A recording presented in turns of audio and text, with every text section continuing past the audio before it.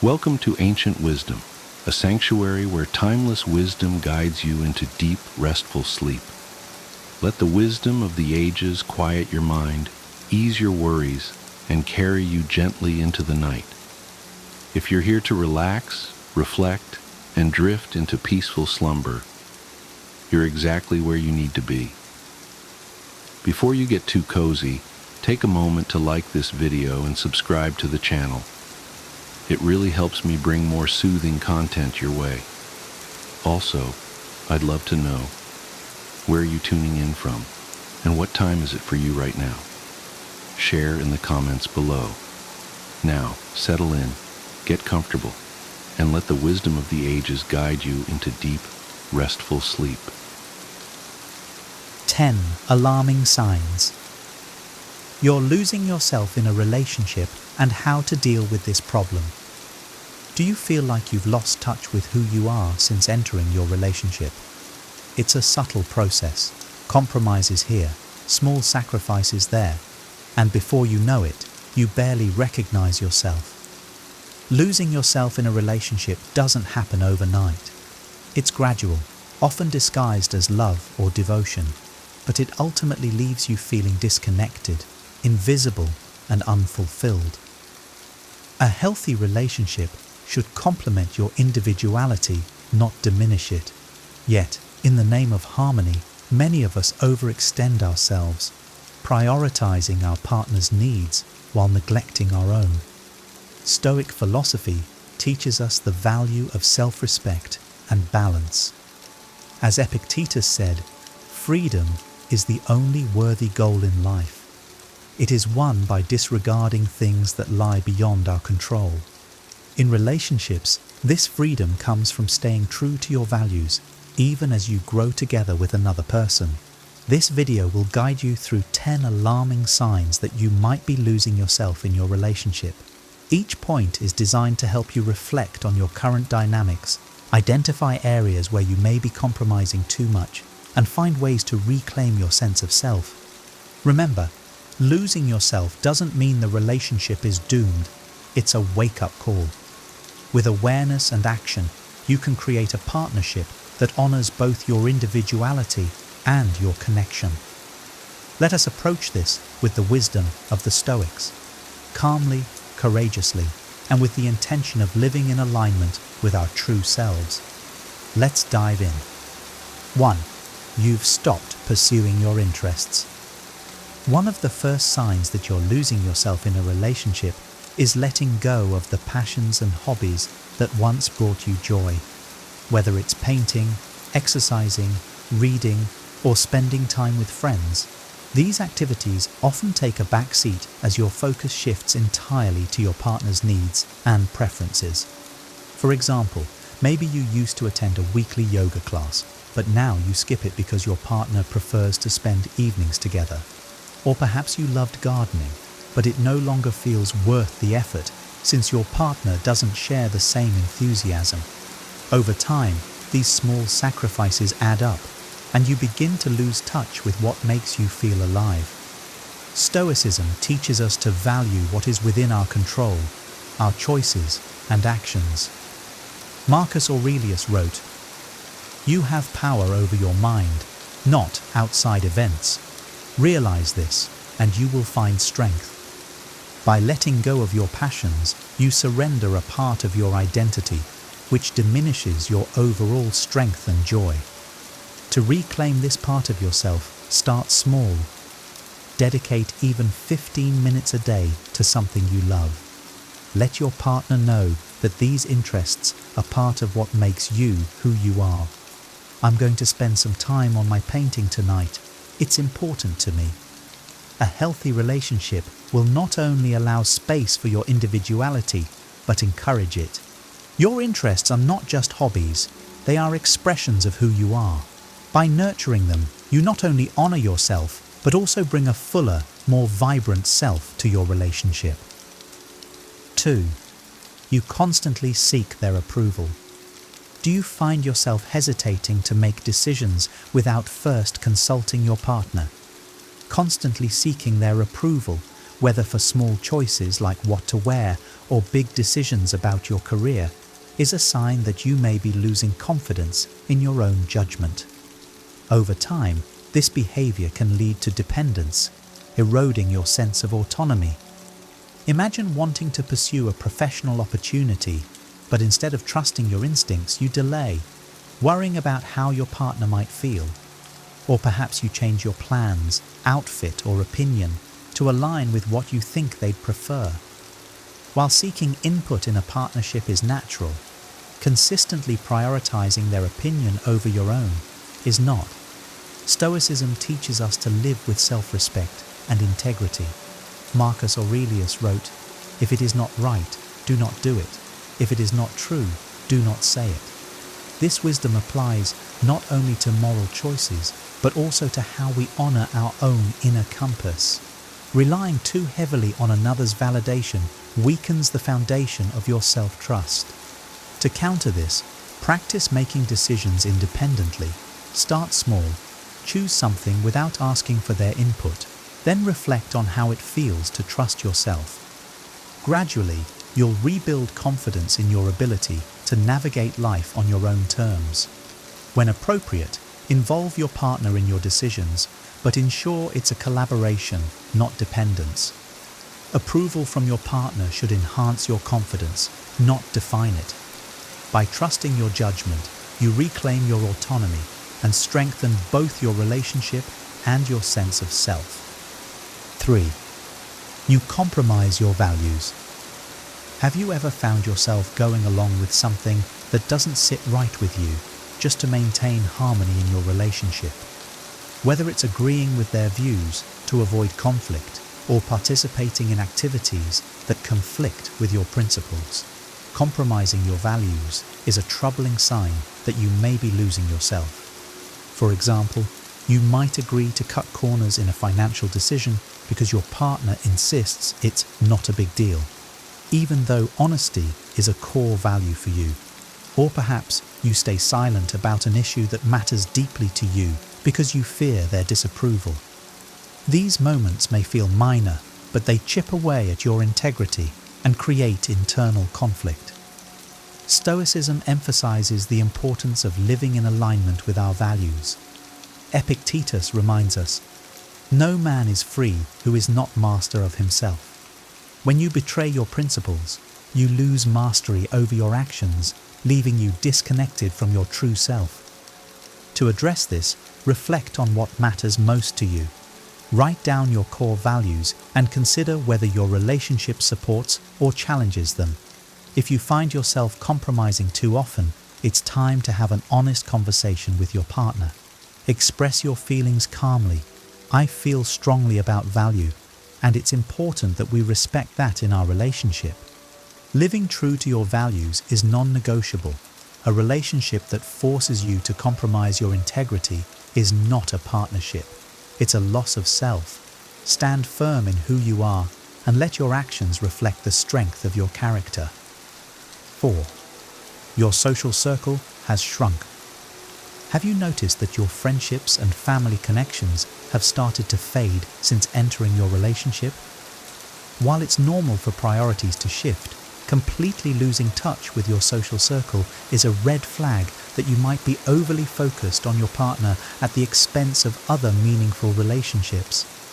Perhaps you used to meet friends for coffee regularly, but now you decline invitations, feeling guilty about spending time away from your partner.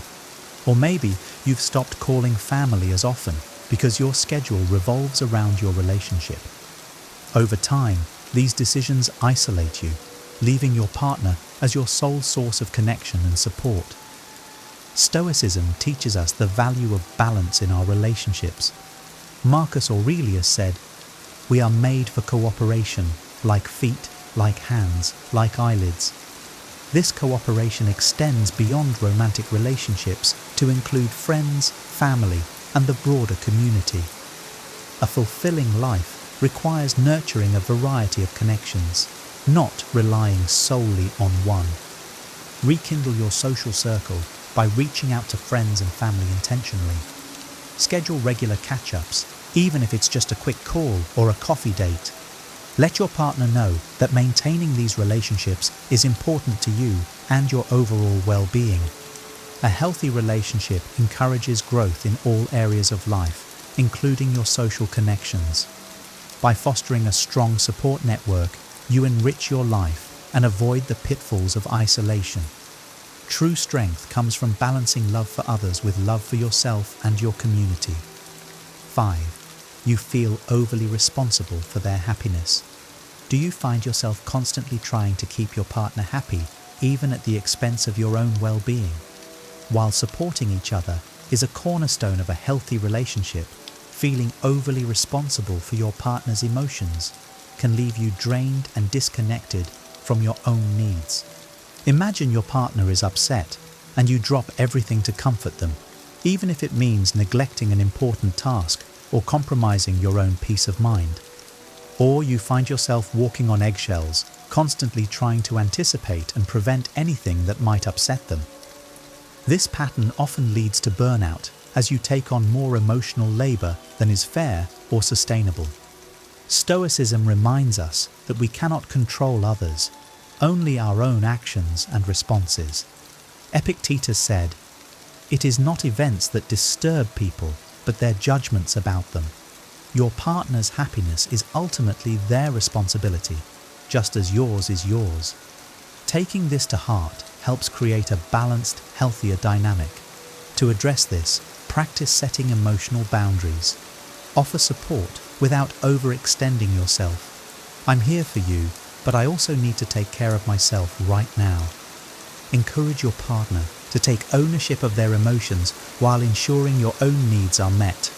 A strong relationship is a partnership, not a one-sided effort. By sharing the responsibility for emotional well-being, you foster mutual respect and allow each person to grow independently and together. 6. You've lost your independence. Independence is vital in any relationship, yet it's often one of the first things sacrificed when you begin to lose yourself. Over time, you might find that your decisions, goals, and even daily routines revolve entirely around your partner, leaving little room for your own identity. For example, you stop pursuing personal goals because they don't align with your partner's plans, or you avoid making decisions without first consulting them, even for matters that primarily affect you. This level of dependence may seem harmless at first, but it erodes your confidence and creates an unhealthy dynamic. Stoicism teaches us to preserve our autonomy. Marcus Aurelius wrote, "The happiness of your life depends upon the quality of your thoughts." If your independence is compromised, your sense of self, and therefore your happiness, is weakened. Reclaiming your independence starts with small steps. Set goals that are entirely your own, whether it's pursuing a hobby, taking a class, or advancing in your career. Make decisions that prioritize your needs and desires, and communicate with your partner about the importance of maintaining individuality within the relationship. A healthy relationship doesn't stifle independence, it celebrates it. By reclaiming your autonomy, you strengthen both yourself and the partnership, creating a foundation of mutual respect and balance. 7. You avoid conflict at all costs. Conflict is an inevitable part of any relationship, but avoiding it entirely can be a sign that you're losing yourself. When you suppress your feelings or agree with your partner just to maintain peace, you sacrifice your voice and create an imbalance in the relationship. For instance, imagine your partner suggests something you're uncomfortable with, but instead of expressing your concerns, you go along with it to avoid an argument. Or perhaps you hold back your true feelings about a recurring issue, fearing it will cause tension.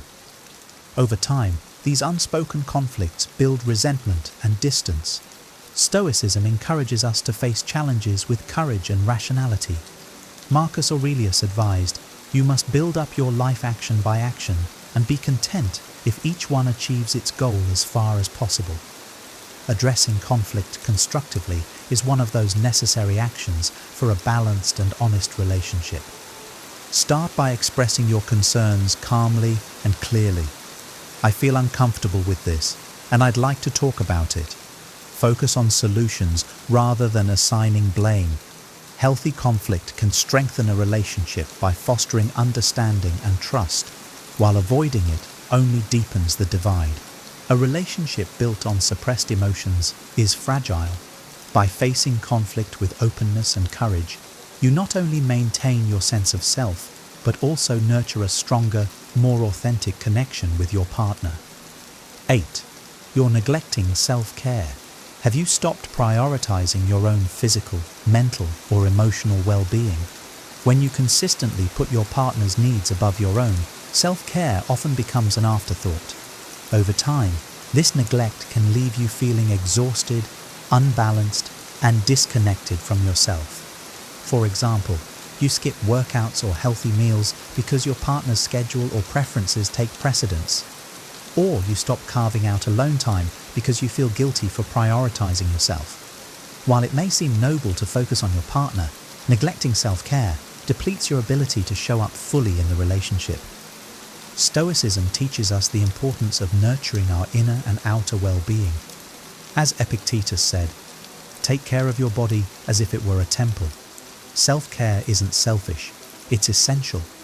Without it, you cannot bring your best self to any aspect of life, including your relationship.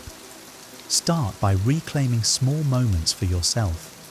Dedicate 20 minutes each day to something that recharges you, whether it's meditating, exercising, or reading. Communicate to your partner that self-care is non-negotiable for your health and happiness. A supportive partner will respect this and encourage you to take time for yourself. Remember, you can't pour from an empty cup. Prioritizing self-care ensures you remain balanced and capable of nurturing both yourself and your relationship. 9. You feel unrecognized or invisible. Do you feel like your thoughts, feelings, and achievements go unnoticed in your relationship? When your partner dominates conversations or dismisses your contributions, it can leave you feeling unappreciated and invisible. For instance, you might share an accomplishment only for your partner to downplay it or quickly shift the focus back to themselves. Or you might express a concern only to feel like your voice isn't being heard. Over time, this dynamic erodes your confidence and makes you question your value in the relationship. Stoicism emphasizes the importance of self-worth. Marcus Aurelius wrote, "Man must consider not only his functions, but what the thing is which forms his judgment." Your value isn't diminished because someone else fails to see it. It is inherent and unwavering. If you feel invisible, address it with honesty and assertiveness. "I feel like my thoughts and feelings aren't being acknowledged, and I'd like us to work on communicating better." A healthy relationship is built on mutual recognition and respect. By ensuring your voice is heard, you reaffirm your worth and create a more balanced dynamic. A wise person knows that recognition begins with self-respect. 10. You don't recognize yourself anymore. Perhaps the most alarming sign that you're losing yourself in a relationship is the feeling that you've become a stranger to yourself. Your goals, passions, and even your personality feel muted or entirely absent, leaving you wondering who you've become. For example, you used to dream of pursuing a certain career, but now that vision feels distant or irrelevant. Or maybe your sense of humor, once vibrant and carefree, has been replaced by constant worry about pleasing your partner. This loss of self can create a deep sense of emptiness. Stoicism teaches us that self-awareness is essential to a meaningful life. Seneca said, "To live is to be mindful." Recognizing when you've strayed from your true self is the first step toward reclaiming your identity. Reconnect with yourself by revisiting your goals, values, and passions. Spend time reflecting on what truly matters to you and take deliberate steps to reintroduce those elements into your life. Communicate your journey to your partner. "I've realized I've lost touch with some parts of myself, and I'd like to focus on rediscovering them." A healthy relationship supports individuality and growth. By rediscovering who you are, you not only strengthen yourself, but also bring greater depth and authenticity to the partnership. As the Stoics remind us, true freedom lies in living authentically and in harmony with our values. Reclaim yourself, and the rest will follow. Solutions: how to reclaim yourself in a relationship. Recognizing that you're losing yourself in a relationship is the first step toward change. The good news is that reclaiming your sense of self doesn't mean ending the relationship. It means rebalancing it. By addressing these patterns with clarity and wisdom, you can create a healthier, more fulfilling dynamic. Here are practical steps to help you realign with your true self. 1. Practice self-reflection. Self-awareness is the cornerstone of personal growth. Reflect on how you've changed since entering the relationship. Ask yourself, what parts of myself have I let go of, and why? Journaling or meditating can help you uncover where you've compromised too much and what you need to reclaim. Stoicism encourages regular introspection. Marcus Aurelius wrote, "Look within. Within is the fountain of good, and it will ever bubble up if you will ever dig." By understanding your inner needs, you can begin to realign your life with your values. 2. Set clear boundaries. Healthy relationships thrive on mutual respect and boundaries. Identify areas where you've overextended yourself, whether it's emotional labor, time, or energy, and communicate your limits to your partner. For example, if you've been neglecting your hobbies, let your partner know, "I'd like to dedicate some evenings to my painting. It's something that helps me feel grounded." Boundaries are not walls, they're bridges that foster understanding and respect. 3. Reconnect with your passions. Rediscover activities that make you feel alive, whether it's taking up an old hobby, exploring a new interest, or dedicating time to personal goals. Prioritize these pursuits as essential to your well-being. Seneca's wisdom applies here. True happiness is to enjoy the present without anxious dependence upon the future. By reintroducing joy into your life, you reclaim a vital part of who you are. 4. Strengthen outside relationships. A balanced life includes connections beyond your romantic relationship. Rebuild ties with friends, family, and your community. Schedule regular meetups or calls with loved ones and invest in these relationships as a source of support and fulfillment. As Marcus Aurelius said, "We are made for cooperation."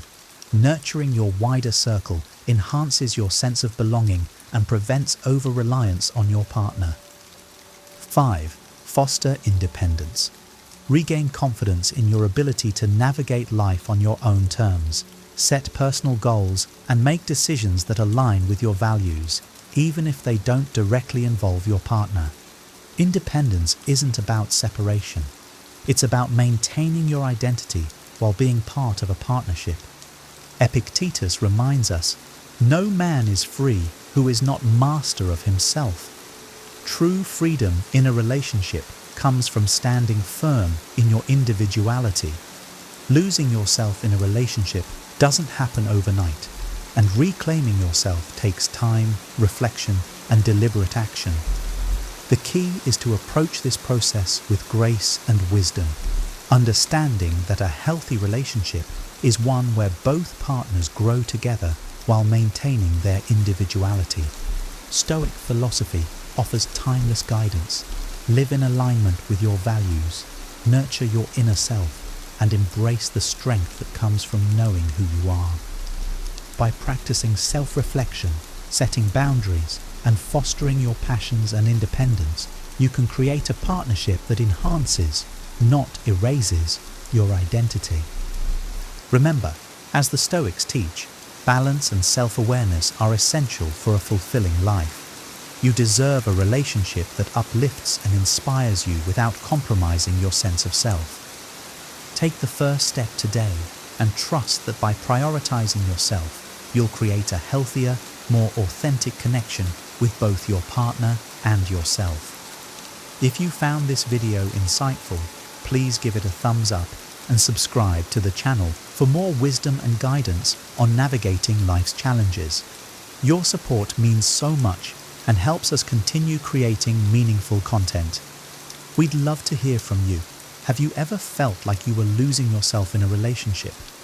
How did you recognize it? And what steps did you take to reclaim your identity? Share your thoughts and takeaways in the comments below.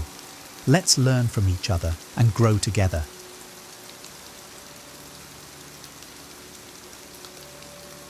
Here are 10 actionable Stoic-inspired strategies to free yourself from external validation and start living boldly. What if the key to a truly free and fulfilled life was just a shift in perspective? How often have you held back, sacrificed joy, or missed opportunities because you feared what they might think? That fear of judgment, that need for approval, it's like a chain keeping you stuck. Here's the truth. No one's opinion matters more than your own. This isn't just feel-good advice. It's a cornerstone of Stoicism. A philosophy that teaches freedom comes from mastering your mind and letting go of what's beyond your control, like others' fleeting opinions. If you're ready to step into your full potential, let's dive in. Your journey to freedom begins now. 1. Understand the dichotomy of control. Let me tell you a story about a friend of mine, Sarah. Sarah was always stressed about what her co-workers thought of her. If she wore a new outfit, she'd obsess over whether it was office appropriate. If she presented an idea in a meeting, she'd replay every word later, worrying if someone secretly disagreed. She spent so much energy chasing others' approval that she was constantly drained and deeply unhappy. One day, she shared her frustrations, and I asked her, "Sarah, who controls how they think about you?" She paused. "Well, they do." "Exactly," I said. "But who controls how you show up in that meeting or how you feel about that outfit?" She got it immediately. "I do." This is the dichotomy of control, a cornerstone of Stoic philosophy. It's simple but profound. Some things are within your control and some aren't.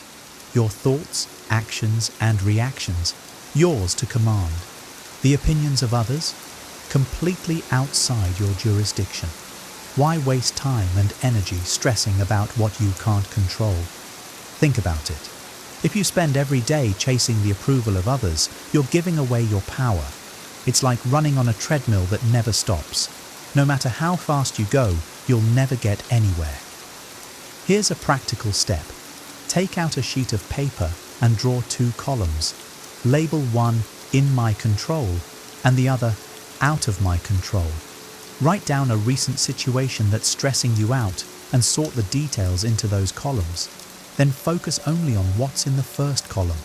When Sarah started doing this, she stopped obsessing over what others thought and started focusing on doing her best work. The result? More confidence, less stress, and, ironically, more respect from her co-workers.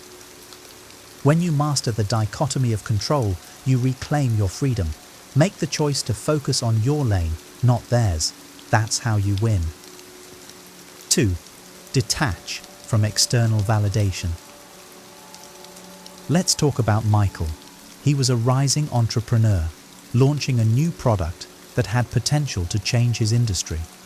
But instead of focusing on the value his product brought to the table, Michael was consumed by one thing. What would people say? He agonized over every detail, fearing criticism and rejection. When someone gave him negative feedback, it hit him like a punch to the gut. This is the trap of external validation. You hand over your emotional well-being to others, allowing their opinions to dictate your self-worth. Stoicism teaches us that real value comes from within, from living virtuously, staying true to our purpose, and aligning with our principles, not from the fleeting approval of others. Epictetus said, "If you wish to improve, be content to appear clueless or stupid in extraneous matters." In other words, let people think what they want. Their judgment isn't a reflection of you, it's a reflection of them. Michael eventually shifted his mindset. Instead of worrying about what others thought, he focused on whether his actions aligned with his mission. Did he create the best product he could? Yes. Did he act with integrity? Absolutely. That became his benchmark for success, and it freed him to innovate without fear. Here's your action step. Identify one area in your life where you crave approval. Maybe it's at work, on social media, or in your relationships. Now ask yourself, am I doing this for me or for the applause? Then start shifting your focus inward. Celebrate progress based on your effort and alignment with your values, not the praise of others. Remember, seeking approval is like chasing the wind. You'll never catch it, and even if you do, it won't last. Focus on building a foundation that can't be shaken, your self-worth. 3. Practice negative visualization. Imagine this. You're walking into a party, excited to see friends and meet new people. But then it happens. That little voice in your head starts whispering, what if no one likes you? What if you say something embarrassing? Suddenly you're nervous, awkward, and totally disconnected. Sound familiar? This is where Stoic wisdom can change the game. The practice of negative visualization isn't about dwelling on worst-case scenarios. It's about imagining them so you can strip them of their power. The Stoics believed that fear of what could happen often paralyzes us more than the reality itself. Marcus Aurelius advised, "Do not be disturbed by the opinion of others, for if they are wrong, they need instruction. If they are right, you need to learn." In other words, what's the worst that could happen? Someone doesn't like your outfit. A joke doesn't land. Life goes on. Let me share a quick story. Anna was preparing for a big presentation, terrified she'd mess up and be judged. I asked her, "What's the absolute worst thing that could happen?" She laughed nervously and said, "I could forget my lines and look stupid." "Okay, then what?" I pressed. "Well, I guess I'd apologize, laugh it off, and keep going." Exactly. By walking through her fear, Anna realized it wasn't nearly as scary as she'd built it up to be. Here's your action step. Think of a situation where fear of judgment is holding you back.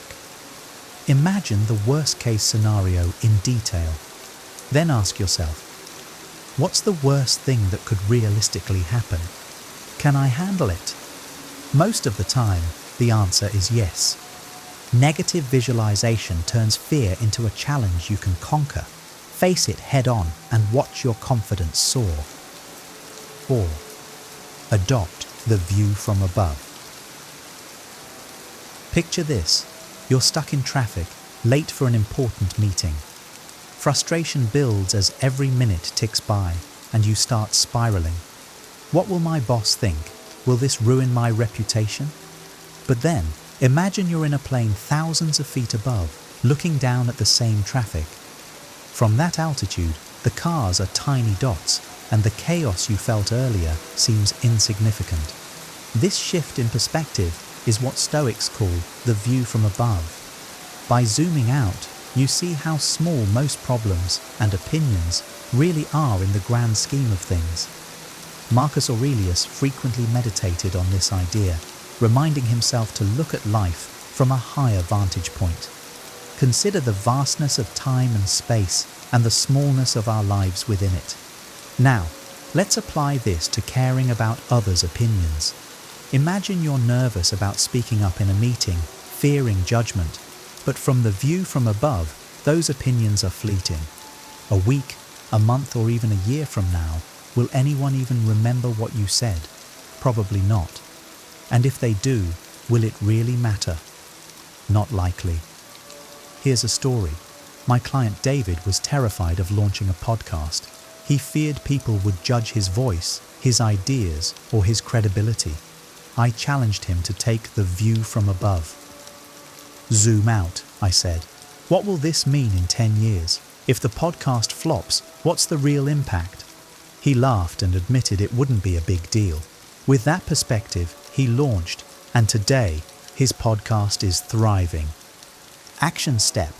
Next time you're overwhelmed by others' opinions, take a moment to meditate on the vastness of the universe. Imagine yourself as a tiny speck in an endless cosmos.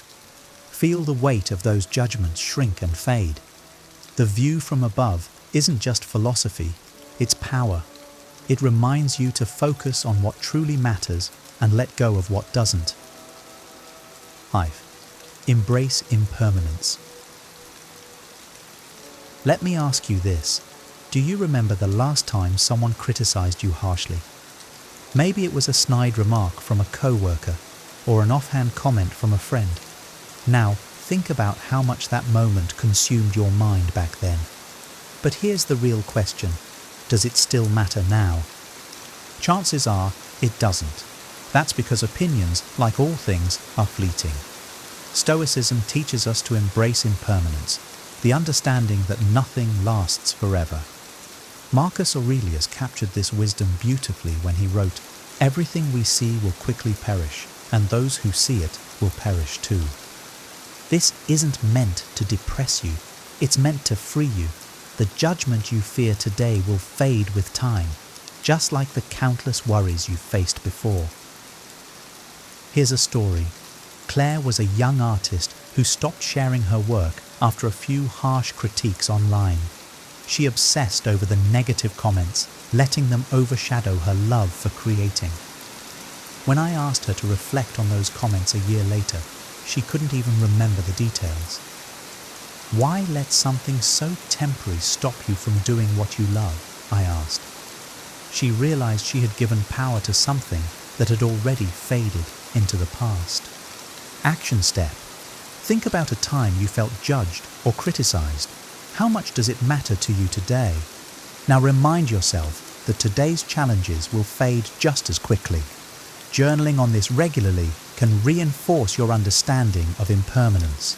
When you embrace the fleeting nature of others' opinions, you stop giving them more weight than they deserve. Life is short, too short to let transient judgments hold you back. Focus on what truly matters and let the rest slip away like sand through your fingers. 6. Live according to your values.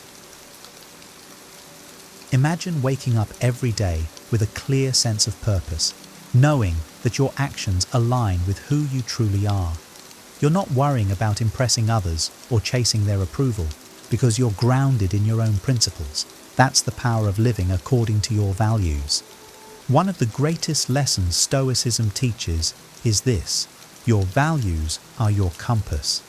Marcus Aurelius said, "Waste no more time arguing about what a good man should be. Be one." In other words, don't let the noise of others' opinions distract you from living authentically. The more aligned you are with your core values, the less you'll care about what others think. Let's look at John, a corporate executive. He used to make decisions based on what would gain him praise from his peers and superiors. But deep down, he felt like a fraud because his actions didn't align with his personal beliefs about honesty and integrity. When he finally decided to prioritize his values over external validation, something amazing happened. He felt freer, more confident, and more respected. Not because he chased approval, but because people could see he was genuinely himself. Action. Step. Take 10 minutes today to write down your top 3 values. Ask yourself, are my daily actions aligned with these values? If not, what changes can I make to bring my actions closer to my principles? Living according to your values isn't just empowering, it's liberating. When you know you're acting in alignment with your principles, others' opinions lose their grip on you. You're no longer swayed by the wind of approval or disapproval. Instead, you're standing firm, anchored in the foundation of who you truly are. And that, my friend, is the ultimate freedom. 7. Develop inner fortitude. Think about the strongest people you know, not physically, but emotionally and mentally. What sets them apart? It's not that they never face criticism or judgment, it's that they don't let it break them. They've developed a resilience, a kind of inner fortitude that shields them from being shaken by external opinions. Stoicism teaches us that true strength comes from within. Epictetus said, "No man is free who is not master of himself." When you cultivate discipline, focus, and mental toughness, you become unshakable. Opinions no longer control you because you've built an internal foundation that's stronger than the external noise. Let me share a story. Maria was a young athlete constantly worried about how others viewed her performance. One day her coach said, "Maria, stop playing to the crowd. Play for yourself. Focus on what you can control.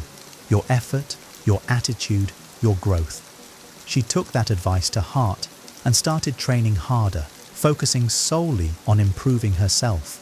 As her inner confidence grew, her fear of judgment melted away. Eventually, she became a leader on the team, not because she chased validation, but because she embodied strength and self-discipline. Action step. Start small. Pick one daily habit that will challenge you and build your resilience. It could be waking up earlier, sticking to a fitness routine, or journaling about your emotions. Commit to it consistently, even when it's hard. As you develop inner fortitude, you'll find that external opinions matter less and less. You'll stop seeking approval and start standing firm in your own beliefs. Strength isn't something you're born with. It's something you build, one step at a time. When you master this, you'll stop worrying about what others think and start living life on your terms. 8. Practice indifference, amor fati. Imagine being so at peace with life that no amount of criticism, judgment, or negativity can shake you. This isn't some unattainable fantasy. It's the Stoic principle of indifference, or what they call amor fati, love of fate. It's the art of accepting everything that happens, including criticism, as neutral or even beneficial. The Stoics believed that events and opinions are not inherently good or bad. It's our judgment of them that creates suffering. Epictetus said, "It's not what happens to you, but how you react to it that matters."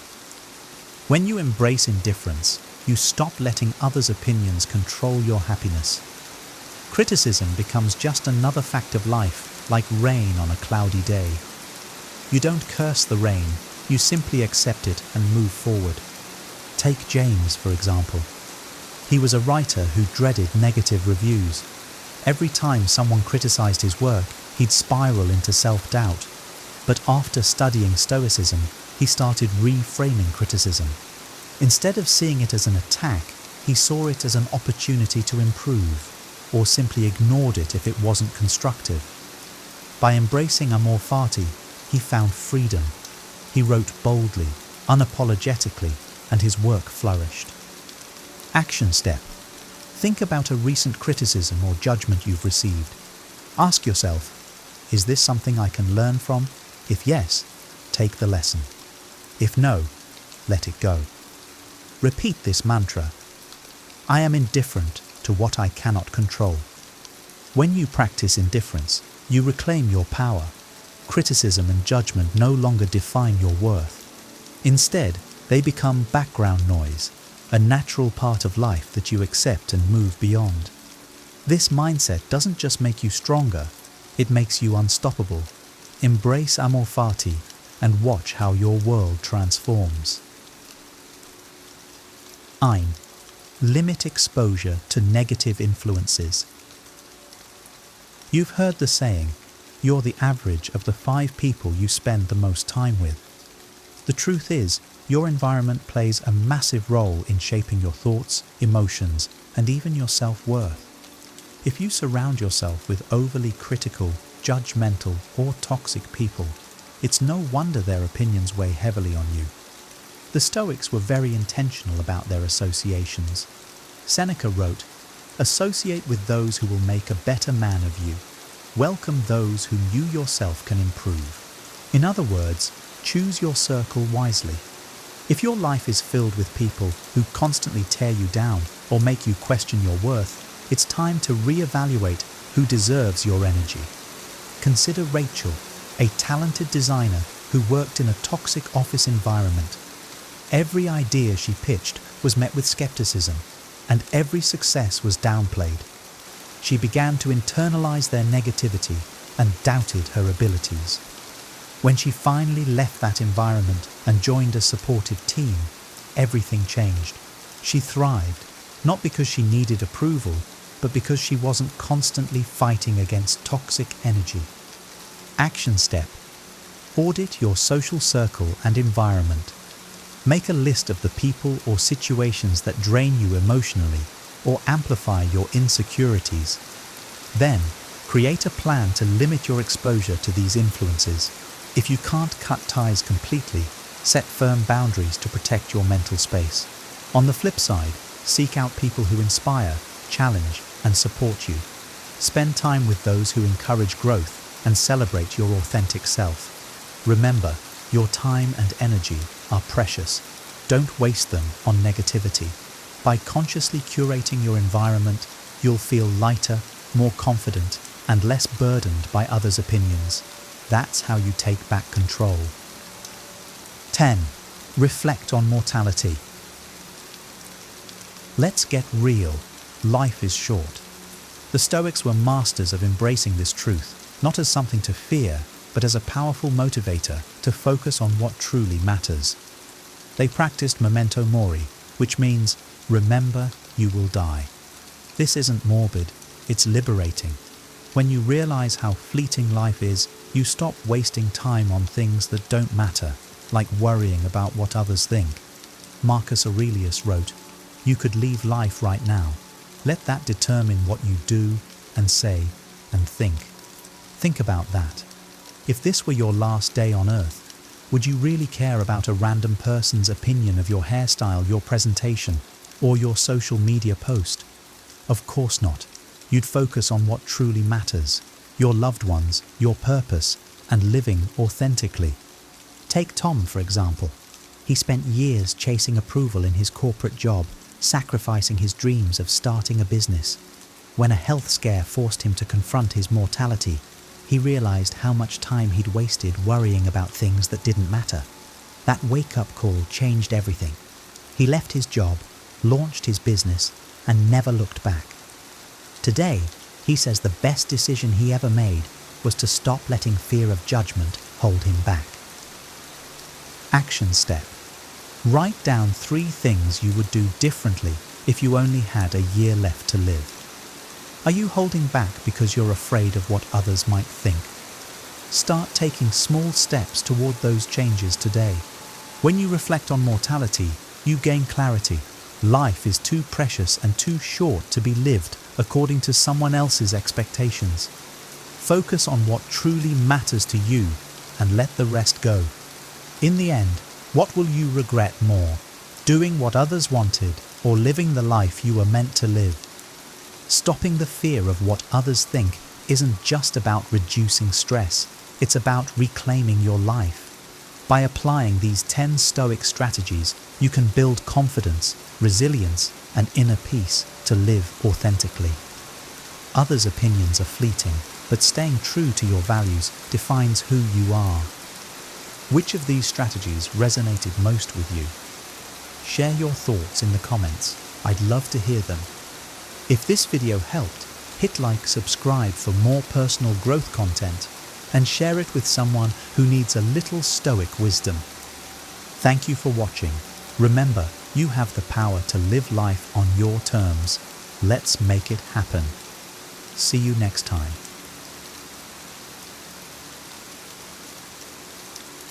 Here are 10 terrible signs you're being manipulated. Signs so subtle they might be controlling your life without you even noticing. Think about this. Has someone ever made you feel guilty for saying no, left you questioning your reality, or used affection as a tool to get their way? These aren't just annoying behaviors, they're calculated strategies to keep you under their control. But here's the twist. You don't have to stay trapped. The ancient Stoics faced manipulation in their own time, and their wisdom can help you recognize and resist it today. In this video, we'll break down these 10 toxic behaviors and show you how Stoic principles can arm you against them. Whether it's emotional coercion, gaslighting, or weaponized flattery, you'll learn how to reclaim your power and build a fortress of inner peace. Stick with me. You'll walk away stronger, smarter, and completely unshakable. 1. Emotional coercion. The silent manipulation.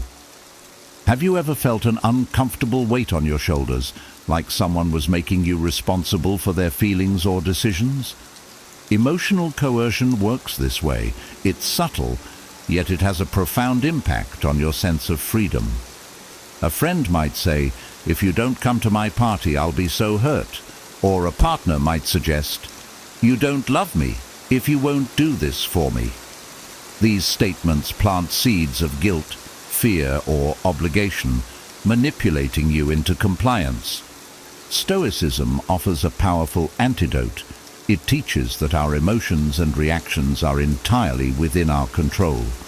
Epictetus reminds us, it's not events themselves that disturb people, but their judgments about them. In this case, the manipulator's words are not the problem. Our reaction to them is. Emotional coercion succeeds when we let others' feelings dictate our actions. But as Stoics, we aim to act according to reason and virtue, not emotional pressure. To relate this to my own life, I once had a colleague who was particularly skilled at emotional coercion. They often framed their requests with phrases like, "You're the only person I can rely on," or, "If you don't help me, I'll be in serious trouble." These statements made me feel obligated to prioritize their needs over my own. It wasn't until I started studying Stoic philosophy that I realized how much power I was handing over. Marcus Aurelius wrote, "You have power over your mind, not outside events. Realize this, and you will find strength." By applying this principle, I began pausing before reacting. When faced with guilt-laden pleas, I asked myself, am I responsible for their feelings? Is this aligned with my values? I learned to set firm but compassionate boundaries, responding with statements like, "I understand this is difficult for you, but I can't commit to that right now." The beauty of Stoicism lies in its practicality. It doesn't ask us to shut down our emotions, but to manage them wisely. Emotional coercion thrives on our inability to separate others' feelings from our own responsibilities. By staying grounded, assessing situations rationally, and acting in alignment with our principles, we can break free from this subtle yet destructive form of manipulation. In doing so, we regain control over our actions and emotions, preserving our inner peace. 2. Gaslighting, doubting your reality. Have you ever walked away from a conversation doubting what you know to be true? Gaslighting, a tactic often used by manipulators, is designed to distort your perception of reality.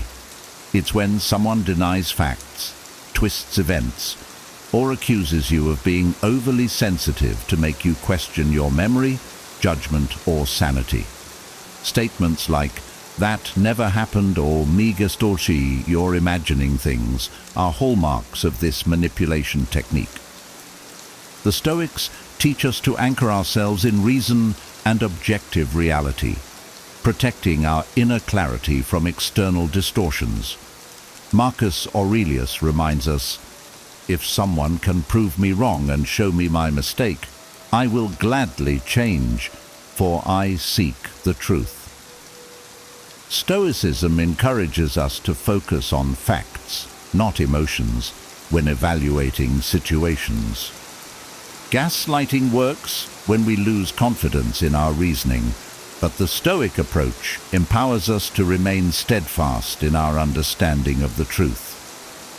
In my own experience, I once had a friend who would routinely dismiss valid concerns I raised by saying, "You're blowing things out of proportion." Over time, I started to question whether my feelings were valid. However, I began applying Stoic principles by keeping a journal to document events and conversations.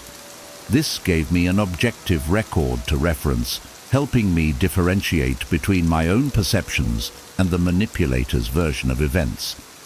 When faced with gaslighting, pause and reflect.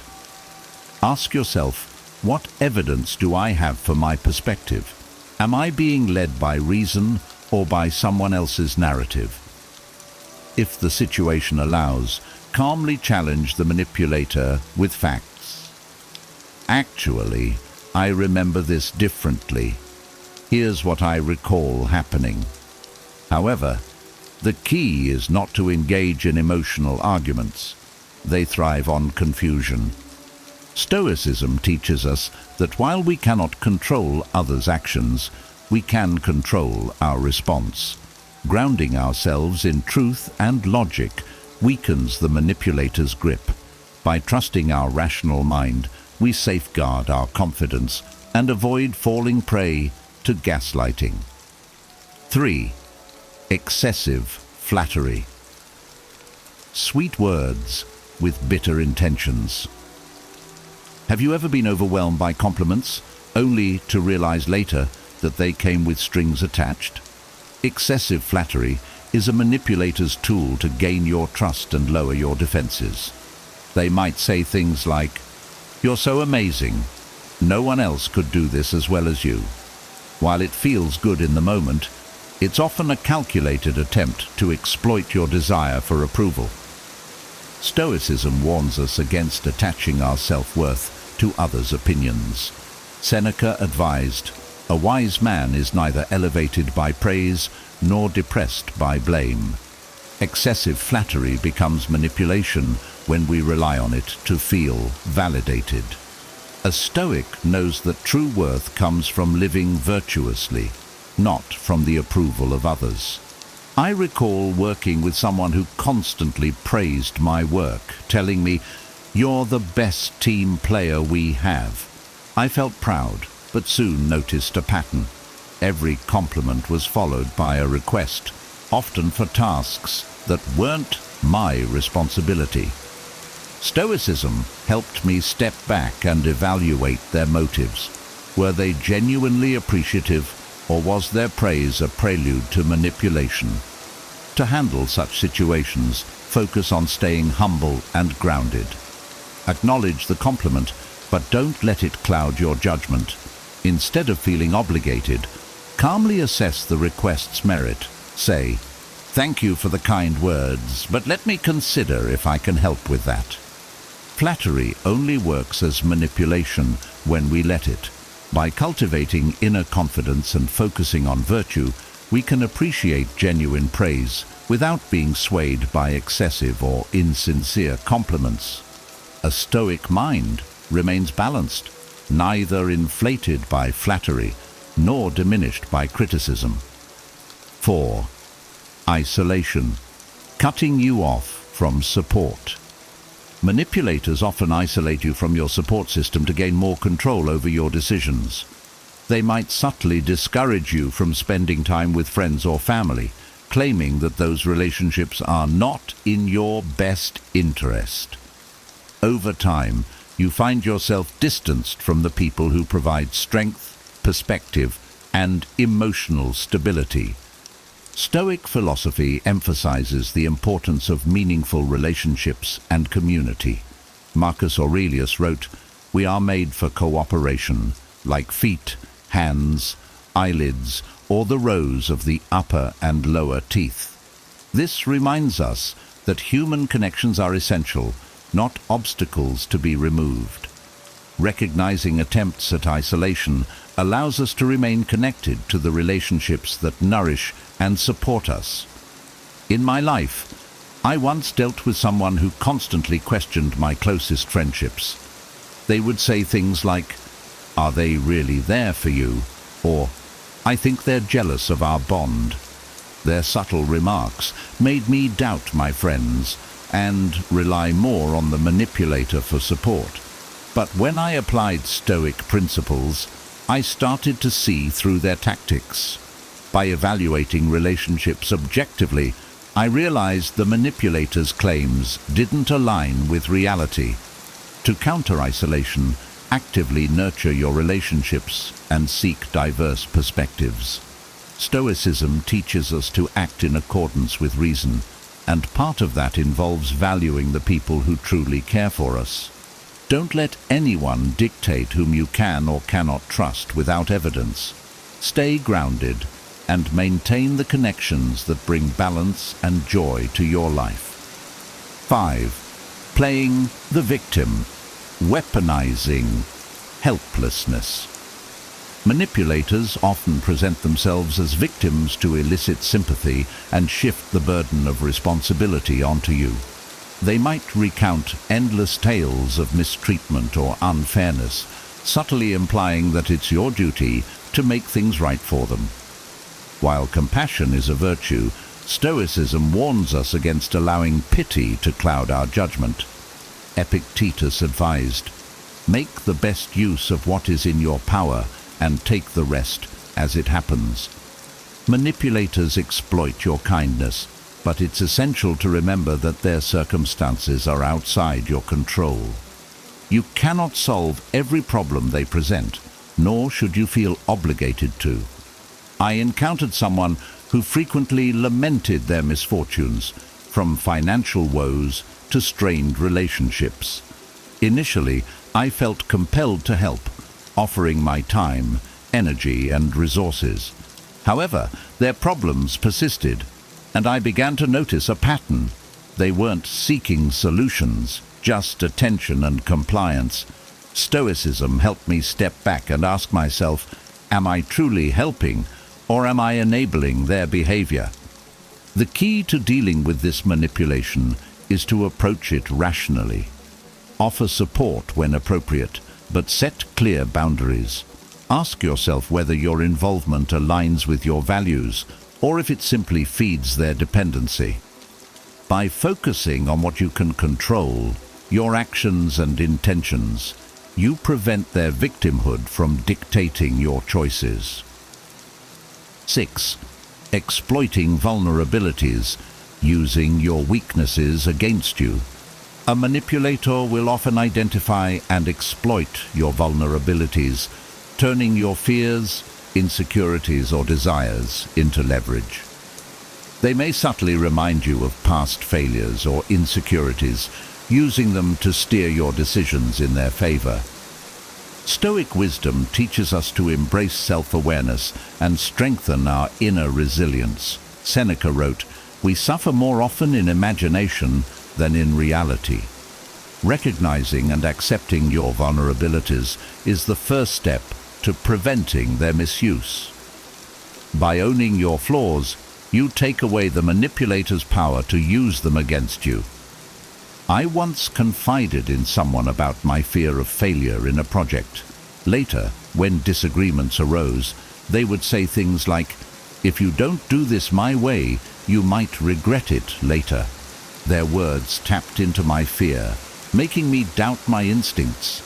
But through Stoic practice, I learned to confront my insecurities directly. By reminding myself that failure is a natural part of life and a chance to grow, I stopped allowing them to control me through fear. Strengthening your inner fortitude weakens the manipulator's influence. Accept your vulnerabilities, but don't let them define you. A Stoic faces weaknesses with courage and works to transform them into sources of strength. 7. Withholding information, controlling through secrecy. Manipulators often withhold crucial information to maintain control over you. They might selectively share details, leaving you feeling uncertain or dependent on them for clarity. By keeping you in the dark, they can shape narratives and steer your decisions in their favor. Stoicism emphasizes the pursuit of truth and clarity. Marcus Aurelius wrote, Let your understanding be clear and distinct, and your judgments unaffected by mere appearances. To counter this manipulation, a Stoic seeks facts and avoids making assumptions based on incomplete information.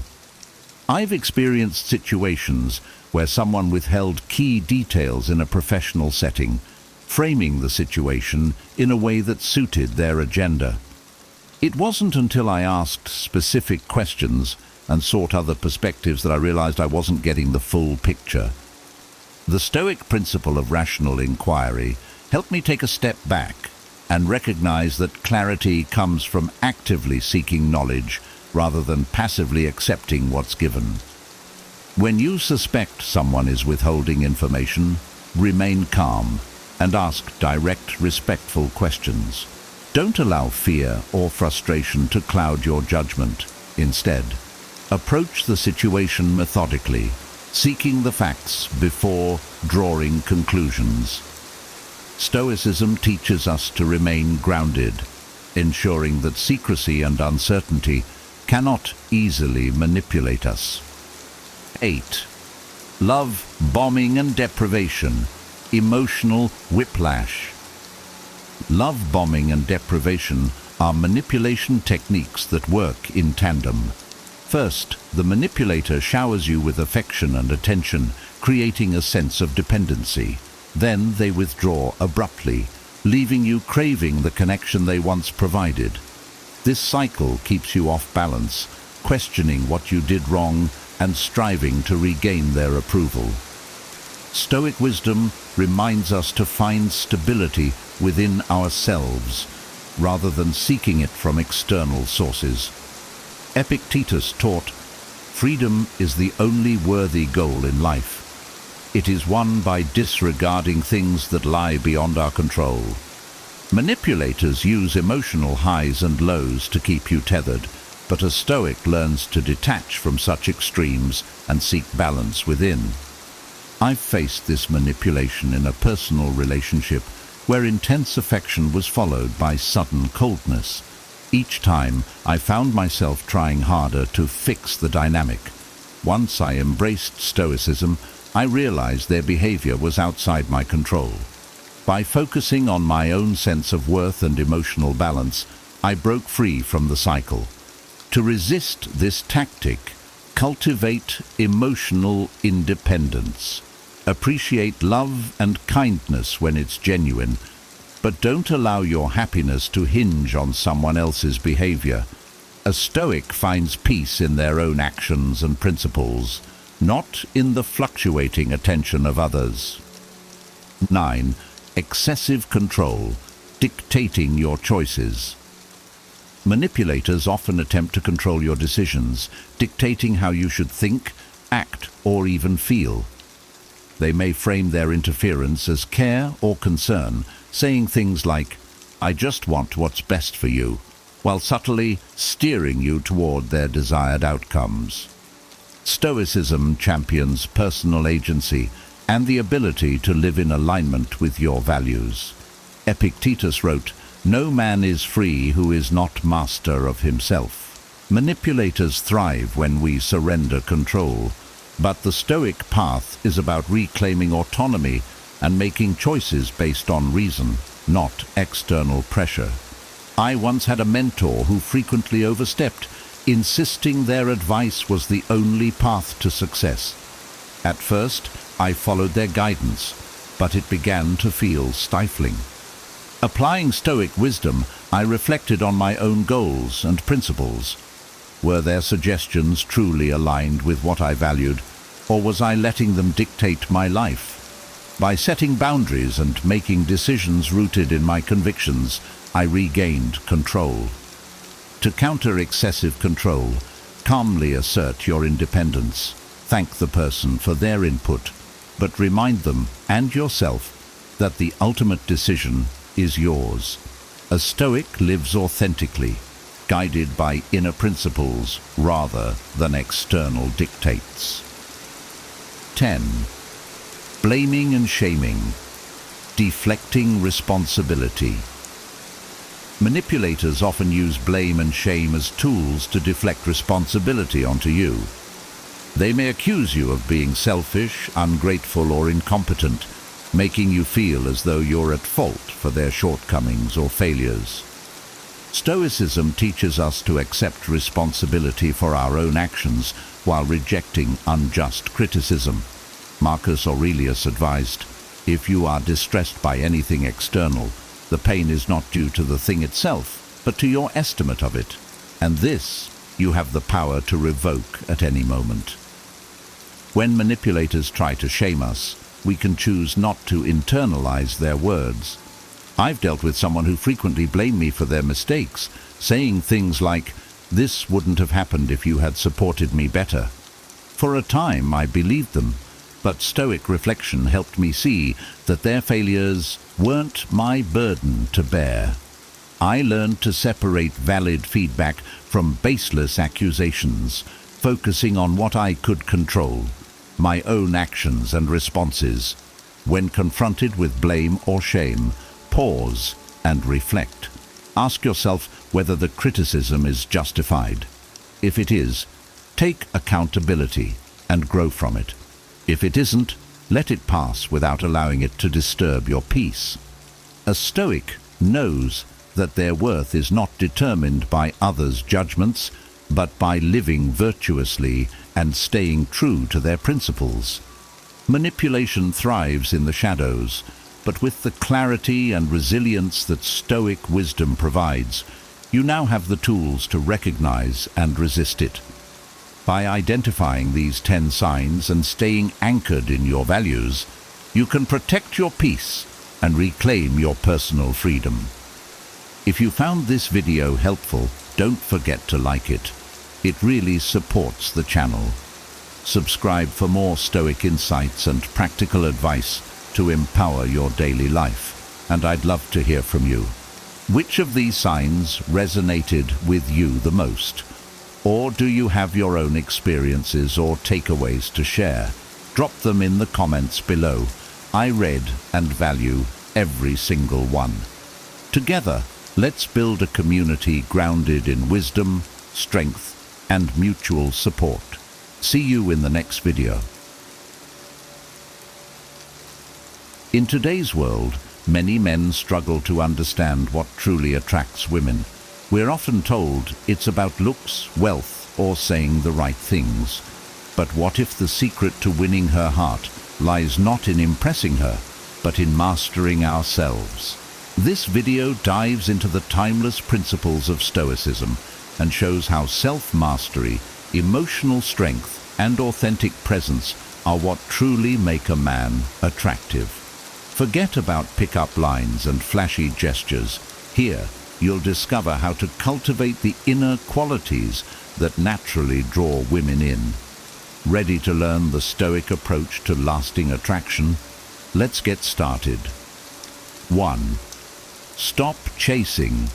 Start attracting. I used to think that getting someone's attention meant going above and beyond. Flowers, fancy dinners, trying to impress her with everything I did. But over time, I realized that the more I chased, the less I attracted. The harder I tried to show I was the perfect guy, the less interested she became. It was confusing and frustrating because I thought I was doing everything right. But the problem wasn't what I was doing. It was why I was doing it. When I finally understood that confidence isn't about chasing, but about standing still and letting others come to you, things changed. I stopped focusing on her reactions and started focusing on being happy with myself, regardless of anyone else's opinions. It was liberating. I noticed people, not just women, started responding to me differently. I didn't need to constantly try to please them. The more grounded and comfortable I became with myself, the more naturally attractive I felt, and that drew others in. Now, when I meet someone I like, I no longer obsess over winning her. I show interest, yes, but I don't need to force it. I don't need to impress her every second. I'm happy just being myself. It's amazing to see how this simple shift from chasing to attracting has changed my relationships. The energy is different. I feel more at ease, more present, and ultimately much more attractive. And the best part? I'm not losing myself trying to gain someone else's approval. 2. The power of consistency and reliability. One thing I've learned in life is that words are only half the story. Actions, especially consistent actions, are what truly define who we are. When I started being more intentional with reliability, everything changed. I used to be the guy who would say, "I'll be there," and then if something more exciting came up, I'd bail or arrive late. But over time, I realized that this wasn't just annoying to others. It made me feel disconnected and untrustworthy. Becoming reliable isn't just about being dependable for others. It's about developing personal integrity.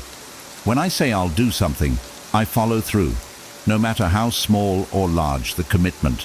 This includes little things like being on time, following up on conversations, or even just being present when I'm with someone. Consistency shows that I care, and it builds trust in a way that words alone never could. What surprised me most was the impact it had on my relationships. People appreciate dependability more than grand gestures, I found. Whether it's friends, family, or a romantic partner, showing up when you say you will, keeping promises and being the same person each time they see you, strengthens bonds more than any big moment ever could. And ultimately, I feel better about myself because I know I'm being true to my word. Consistency isn't flashy, but it speaks volumes. Being reliable is a subtle yet powerful way to show someone they can count on me, and there's a deep sense of pride in that. 3. Self-mastery over external impressing. There was a time when I thought that if I looked right, acted right, and said the perfect things, people would be impressed, and I'd feel better about myself. But trying to keep up with external expectations left me exhausted and frustrated. It was like constantly performing, and no matter how well I played the part, I didn't feel fulfilled or genuinely happy. This approach wasn't working because it was all about the outside, trying to change what others thought of me without addressing how I felt about myself. When I discovered Stoic philosophy, everything changed. I started shifting my focus from controlling others' perceptions to controlling my own thoughts and reactions. The biggest lesson: true confidence comes from mastering myself, not from trying to impress anyone else. As I became more centered, I noticed that people began to respond differently. They were drawn to the calm and confidence I projected naturally. Self-mastery has freed me from needing validation from others. I stopped worrying about impressing anyone and started working on being the best version of myself. Now, I don't need anyone's approval to feel good about who I am. And that inner peace is something others naturally notice. It turns out, the less I cared about impressing others, the more they seemed impressed with me. It's ironic, but true. When you master yourself, you gain a quiet confidence that makes an impression far deeper than any flashy gesture ever could. 4. Use authentic compliments and gestures. I used to think compliments were all about saying someone looked good or paying attention to obvious qualities. But I quickly realized this was superficial and had little impact. Most people can see right through a hollow compliment. It's easy to say, "You look great," or "You're so beautiful," but these statements are often so overused that they hardly feel special anymore.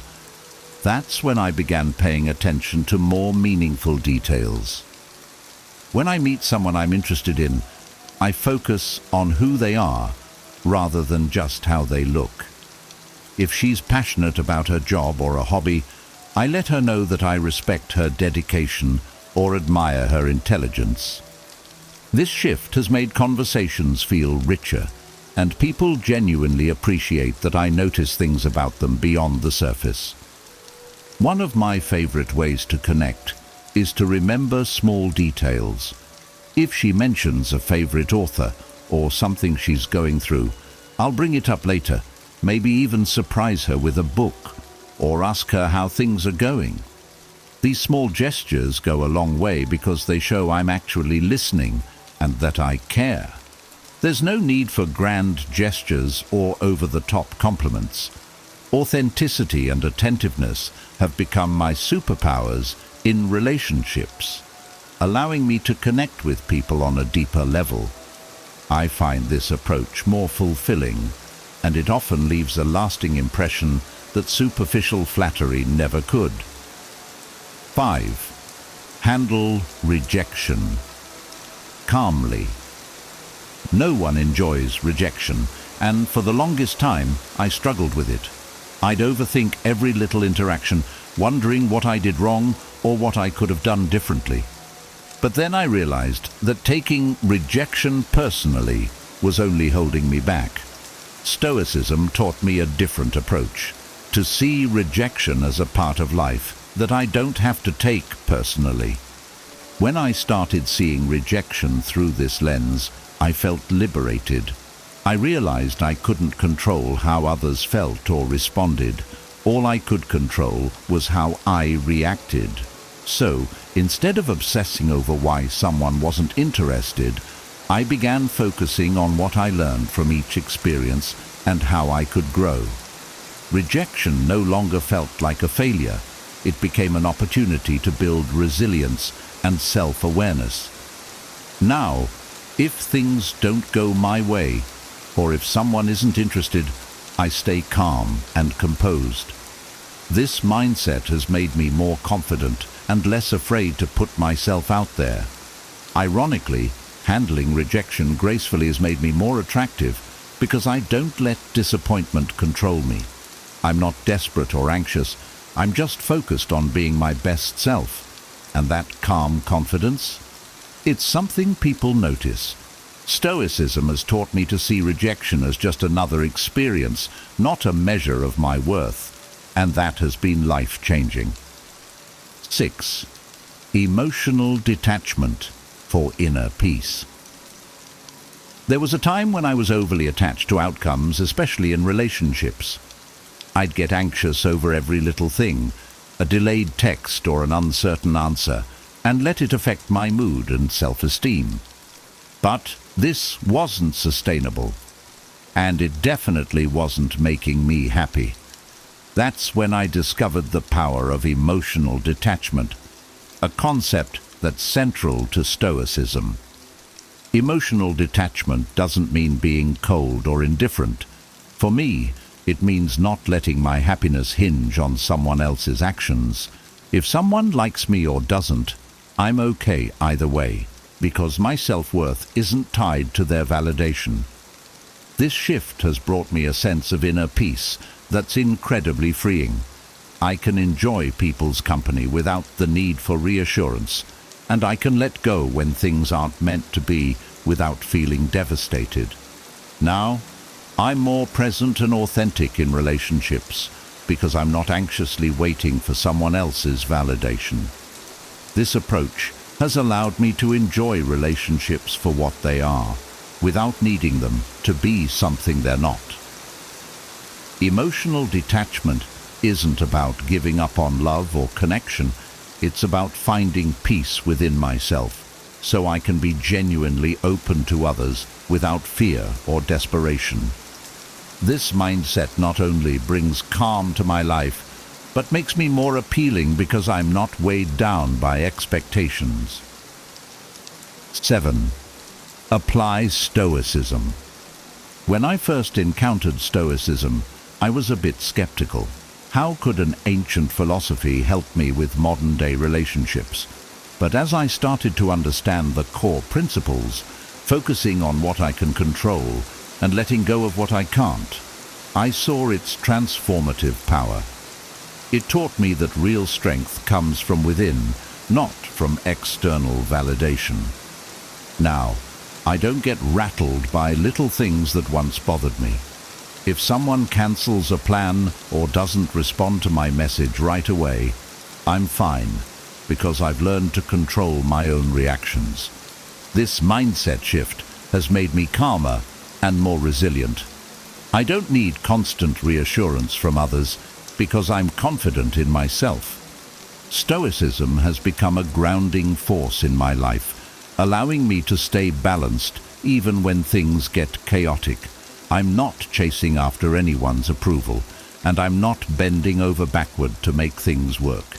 Instead, I'm present, stable, and genuinely content. This has not only improved my relationships, but has also given me a peace of mind that I never had before. Stoicism isn't just a philosophy, it's a way of living that helps me show up as my best self in every situation. 8. Strong body language. One day, I caught a glimpse of myself in the mirror, and it hit me. My body language was saying something entirely different from what I wanted to project. I realized I was often slouched, fidgeting, or avoiding eye contact when I was nervous. That's when I decided to focus on my body language, because I wanted to project confidence, not insecurity. Now, whenever I enter a room, I take a moment to stand tall, relax my shoulders, and make eye contact. I've learned that body language is a huge part of how others perceive us. Even when I'm not feeling super confident, I can control how I present myself physically.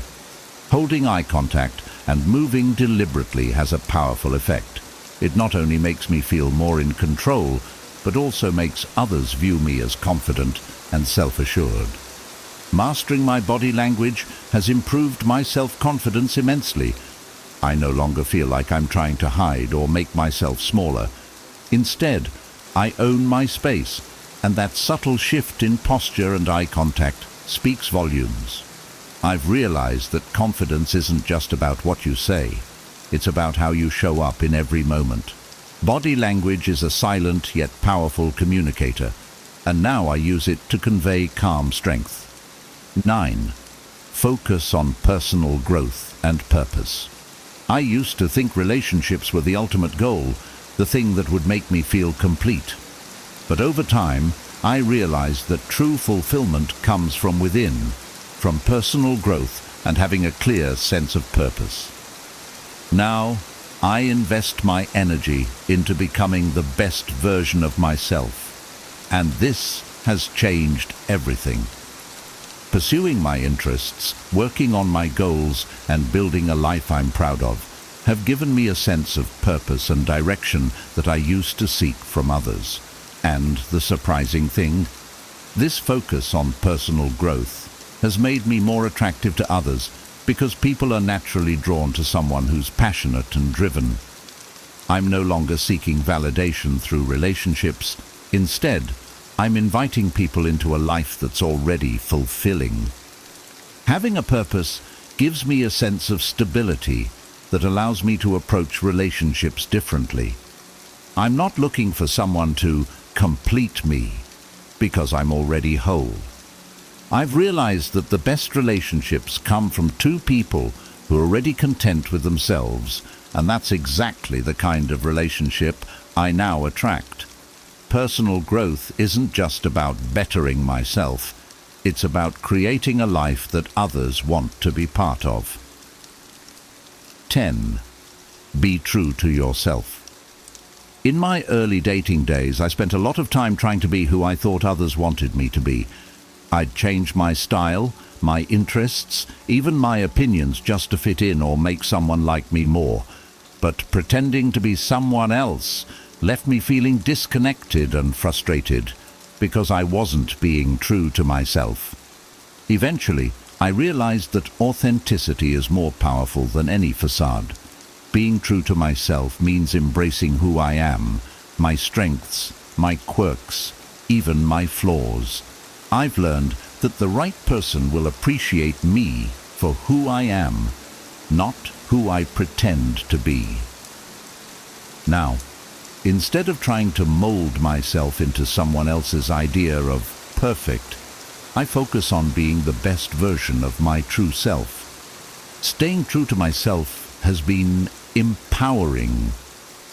I don't feel pressured to act a certain way, and I no longer stress about whether someone likes me. I know that I'm enough as I am, and that sense of self-worth shines through. Authenticity is magnetic. When you're genuinely yourself, you attract people who appreciate you. Being true to myself has not only improved my relationships, but has also brought me peace. After all, the most important relationship I have is with myself. In closing, remember that the key to real attraction isn't about gimmicks or playing games. It's about building a strong foundation within yourself. By embracing Stoic principles, mastering your emotions, and showing up authentically, you'll naturally become the kind of person others are drawn to.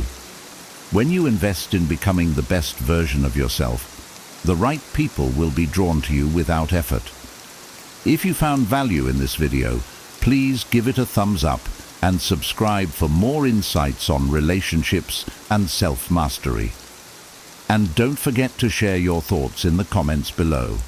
We'd love to hear your perspective on how Stoicism has impacted your journey. Thank you for watching, and we'll see you in the next video. 18 Stoic Ways to Destroy Your Enemy Without Fighting Them, from Marcus Aurelius. Stoicism. Imagine being in the heat of an argument, your blood boiling, and your mind racing with thoughts of how to win. We've all been there, facing someone who seems determined to oppose us, whether in the office, at home, or online. But what if I told you that you could vanquish your enemies without lifting a finger, without uttering a single harsh word? The ancient Stoics, masters of emotional control and reason, have bequeathed us timeless strategies to navigate conflict with grace and poise. In this video, you will uncover 18 Stoic-inspired techniques to tackle conflicts head-on, drawing from the profound wisdom of Seneca, Epictetus, and Marcus Aurelius. These methods demand patience and effort, yet they promise the ultimate rewards: inner peace, long-lasting solutions, and transformed relationships. Are you ready to learn how to navigate conflict like a true Stoic? Join us on this journey, and remember, your most significant victory lies not in external battles, but in mastering your own mind and heart. Hit the subscribe button and the notification bell to stay updated with all our insights on facing life's challenges with the timeless wisdom of Stoicism. Let's dive in and discover how you can turn your conflicts into opportunities for growth and understanding. Number 1. Use humor wisely. In conflict resolution, humor can be a powerful tool when used wisely. It has the ability to diffuse tension and open channels for better communication. However, humor must be applied with caution. Seneca reminds us that a jest can easily become an insult if not carefully managed. Therefore, it is essential to recognize your audience and their sensitivities. The goal is not to mock or belittle, but to lighten the mood and foster a more open atmosphere for dialogue.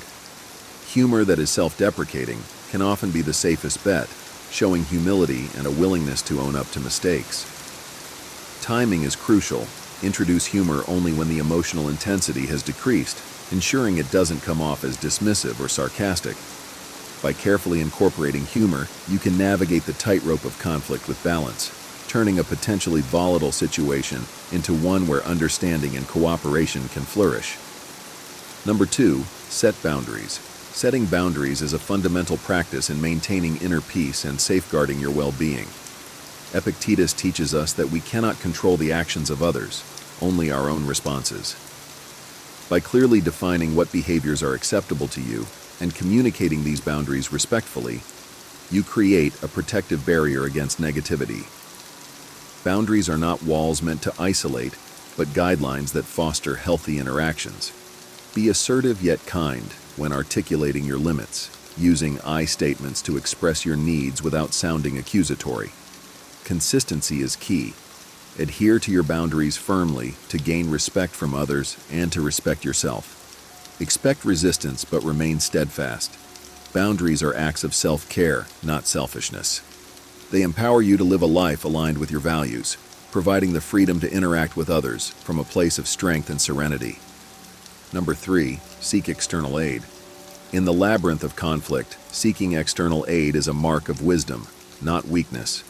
When communication breaks down and emotions run high, a mediator or counselor can provide an impartial perspective and facilitate constructive dialogue. These professionals are trained to navigate the intricacies of human interaction, helping both parties to feel heard and valued. Their role is akin to that of a Stoic philosopher, guiding students towards wisdom and clarity. By enlisting their help, you demonstrate a commitment to resolving disputes with dignity and grace. Remember, asking for assistance is a testament to your dedication to personal growth and the health of your relationships. It shows that you are willing to invest in a peaceful and constructive outcome, leveraging the knowledge and experience of others to illuminate the path ahead. Number 4, control your reactions. True strength lies in mastering your own reactions, rather than attempting to control external events. Epictetus reminds us that it is not the event itself that troubles us, but our view of it. By focusing on your responses, you cultivate inner calm and resilience. Begin by recognizing your triggers and understanding the emotional terrain that leads to negative reactions. When faced with provocation, take a moment to breathe and create space between stimulus and response. This pause allows you to choose your reaction deliberately rather than impulsively. Shift your perspective and consider alternative viewpoints, asking yourself if a different interpretation might yield a more constructive outcome. Consistent practice of this Stoic principle strengthens your emotional fortitude, enabling you to face life's storms with poise and composure. Remember, true power is found in the peace that comes from within. Number 5, communicate calmly and clearly. Effective communication is the cornerstone of resolving conflict the Stoic way. Seneca advises us to speak with clarity and purpose, ensuring our words are measured and our tone respectful. Begin by developing active listening skills. Truly hear what your opponent is saying before formulating your response. This shows respect and opens the door to mutual understanding. Use I statements to express your feelings and needs without casting blame. For example, I feel hurt when, rather than you always. This reduces defensiveness and fosters a more collaborative approach to problem solving. Maintain a calm and composed demeanor, avoiding insults and aggressive language. Focus on seeking solutions rather than winning the argument. By mastering the art of clear and calm communication, you transform potential conflicts into opportunities for constructive dialogue and deeper connection. Number 6, understand your adversary. To navigate conflict with wisdom, delve deeply into understanding your adversary. The Stoics teach us to look beyond the surface and seek the underlying motivations and fears that drive behavior. This approach requires patience and empathy. Imagine stepping into their shoes, viewing the situation from their perspective. What life experiences have shaped their viewpoint? What are their core concerns and desires? By asking sincere, open-ended questions, you can uncover the roots of their stance. This understanding fosters empathy, allowing you to address the true issues at hand rather than just the symptoms of the conflict. In this way, you not only gain insight into their world, but also reflect on your own responses and motivations. This deeper understanding can turn adversaries into allies and transform conflict into an opportunity for growth and connection. Number 7, practice forgiveness. Forgiveness is a powerful Stoic tool for releasing the burdens of anger and resentment. Seneca wisely points out that holding on to vengeance keeps wounds open. Forgiveness, on the other hand, is a conscious choice to let go of the negative emotions that tether you to the past, allowing for greater clarity and peace of mind. It does not mean condoning the actions that caused harm, but rather freeing yourself from their emotional grip. Begin by acknowledging the impact of holding on to anger on your well-being. Reflect on the broader context and motivations behind the other person's actions. Let go of the need for retribution, focusing instead on the lessons learned. Forgiveness is a continual process, requiring dedication and practice. Ultimately, it is a gift you give yourself, leading to inner freedom and emotional resilience. Number 8. Choose your battles wisely. Life presents us with countless opportunities for conflict, but wisdom lies in discerning which battles are worth fighting. The Stoics remind us that not every slight or disagreement warrants our full attention. Before engaging in a dispute, pause and reflect on its significance. Ask yourself if this conflict genuinely affects your well-being or aligns with your values. Is it a matter of principle or a fleeting irritation? By prioritizing your energy and focus on truly important issues, you can conserve your emotional resources and approach significant conflicts with greater clarity and effectiveness. Remember Seneca's advice: the greatest remedy for anger is delay. Take a step back, evaluate the situation objectively, and choose your battles with the wisdom of a Stoic sage. Number 9. Seek common ground. In the midst of conflict, finding common ground can be a transformative Stoic strategy. The Stoics believed in the interconnectedness of all things, urging us to look beyond immediate disagreements and discover shared values and goals. Start by shifting your perspective from me to we. Consider what both parties ultimately want and search for underlying needs and desires. These commonalities can become the foundation for cooperation and compromise. Even small points of agreement can build momentum towards a more harmonious resolution. Patience and persistence are key. Finding common ground may take time, but it paves the way for deeper understanding and mutual respect. By focusing on what unites rather than divides, you create a pathway to peace and collaboration. Number 10. Appeal to inner values. Appealing to an adversary's inner values is a subtle yet powerful Stoic technique. Instead of confronting them directly, align your arguments with their core beliefs and principles. This approach requires careful observation and understanding of what they hold dear. Look for common values, such as honesty, justice, or respect, and frame your perspective in a way that resonates with these ideals. Speaking their language and demonstrating how your solution embodies their values can create a sense of alignment and foster genuine buy-in. This method not only facilitates resolution, but also builds respect and understanding, transforming the adversarial relationship into a cooperative one grounded in shared principles. Number 11. Grow from conflict. Conflict, though often viewed negatively, can be a fertile ground for personal growth. The Stoics encourage us to see challenges as opportunities for self-improvement. Approach each conflict with a learning mindset, reflecting on your actions and reactions. What triggered your responses? What values or beliefs were challenged?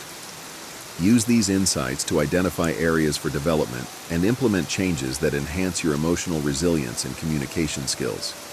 Seeking feedback from trusted mentors or friends can provide valuable perspectives and support your growth. Embrace the Stoic view that every obstacle is a chance to become stronger and wiser. By transforming conflict into a catalyst for self-discovery, you emerge more capable and composed, ready to face future challenges with grace.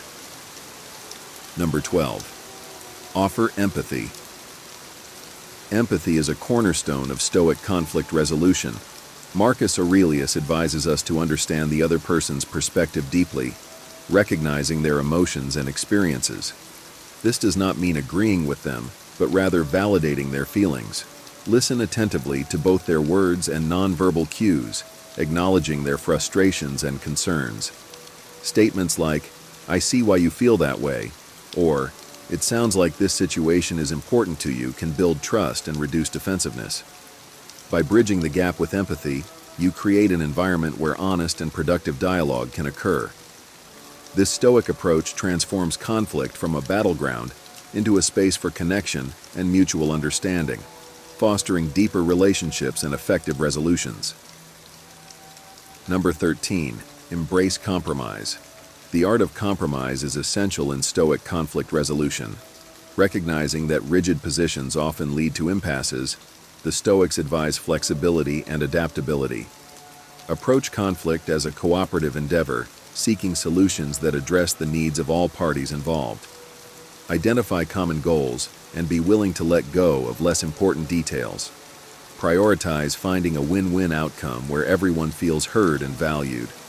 Compromise does not mean sacrificing your principles, but finding a balanced approach that fosters harmony and mutual respect. This Stoic practice of compromise demonstrates strength through flexibility, creating sustainable resolutions that benefit everyone involved. Number 14. Demonstrate virtue. In moments of conflict, leading by example through virtuous behavior can inspire positive change. The Stoics valued qualities such as courage, wisdom, and temperance, urging us to embody these traits in our interactions. Show integrity by staying true to your principles, even under pressure. Practice wisdom by making thoughtful, balanced decisions. Display temperance by remaining calm and composed, avoiding excessive reactions. By demonstrating virtue, you set a standard for others to follow, fostering an environment of respect and ethical conduct. This Stoic approach not only helps resolve conflicts, but also elevates the overall quality of your relationships and interactions. Number 15. Maintain dignity. Upholding your dignity in conflict is a key Stoic principle. Seneca teaches us that maintaining self-respect and integrity is crucial, regardless of external circumstances. Avoid actions or words that compromise your values or lower your standards. Respond to provocation with grace and composure, demonstrating inner strength. By keeping your dignity intact, you not only protect your own sense of self, but also command respect from others. This Stoic approach ensures that conflicts are resolved in a manner that honors your principles and fosters a culture of mutual respect and decency. Number 16. Use silence. Sometimes the most powerful response in a conflict is no response at all. The Stoics valued the strategic use of silence as a means to de-escalate tensions and provide space for emotions to settle. Silence allows for reflection and prevents the situation from escalating further. It can signal strength and self-control, showing that you are not easily provoked.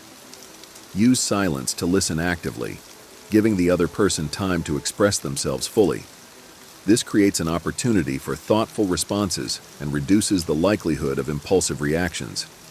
The Stoic practice of silence transforms conflict into a more contemplative and constructive dialogue. Number 17. Practice patience.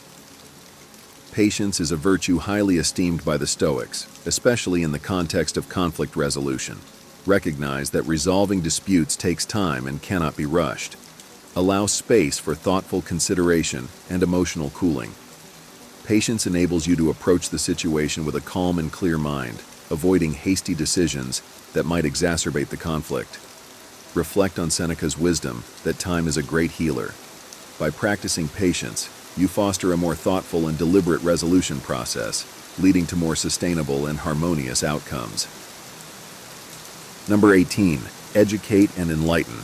Sharing knowledge and insights can be a powerful way to resolve conflicts and foster understanding. The Stoics believed in the value of wisdom and education in transforming lives and relationships. Use your knowledge to enlighten your adversary, offering new perspectives that can help them see the broader picture. This is not about proving superiority, but about fostering mutual growth and understanding. Provide information, share experiences, and offer guidance that can help resolve misunderstandings and build a foundation for cooperation. This Stoic approach turns conflict into an opportunity for learning and enlightenment, benefiting both parties and strengthening the relationship. The video concludes by encouraging viewers to subscribe for more insights on using Stoic wisdom to navigate life's challenges. As we reach the end of our journey through these 18 Stoic strategies, remember that the true victory in any conflict lies not in conquering your opponent, but in mastering yourself.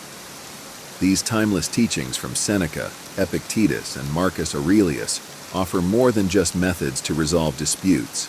They provide a path to inner peace, resilience, and profound personal growth. Before you go, take a moment to reflect on the power of these Stoic principles in your own life. Which strategies resonated with you the most? How will you apply them to transform your conflicts into opportunities for understanding and harmony? We'd love to hear your thoughts and experiences. Share your insights in the comments below. Your wisdom could be the key that helps someone else on their Stoic journey. And don't forget to subscribe and hit the notification bell to stay updated with more wisdom on navigating life's challenges with grace and strength. Thank you for joining us on this enlightening journey. Remember, your greatest battles are fought and won within. Embrace the wisdom of the Stoics and let it guide you to a life of tranquility and purpose. Until next time, stay wise and keep growing. In the pursuit of personal growth, we often focus on adding new habits and skills, but eliminating elements that no longer serve us is equally important.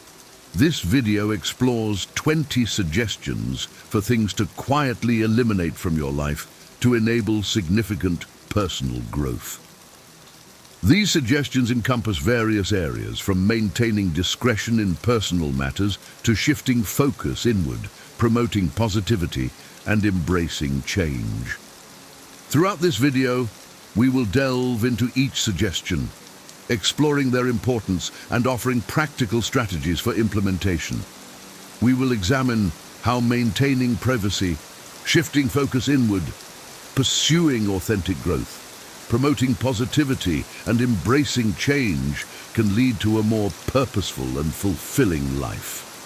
The journey of personal growth is ongoing and requires continuous self-reflection and improvement. By quietly eliminating what no longer serves us, we create space to pursue our highest potential and live an authentic life. In the following sections, we will explore each suggestion in greater depth, providing insights and practical advice for those embarking on their own journey of personal transformation. Maintaining discretion and privacy. 1.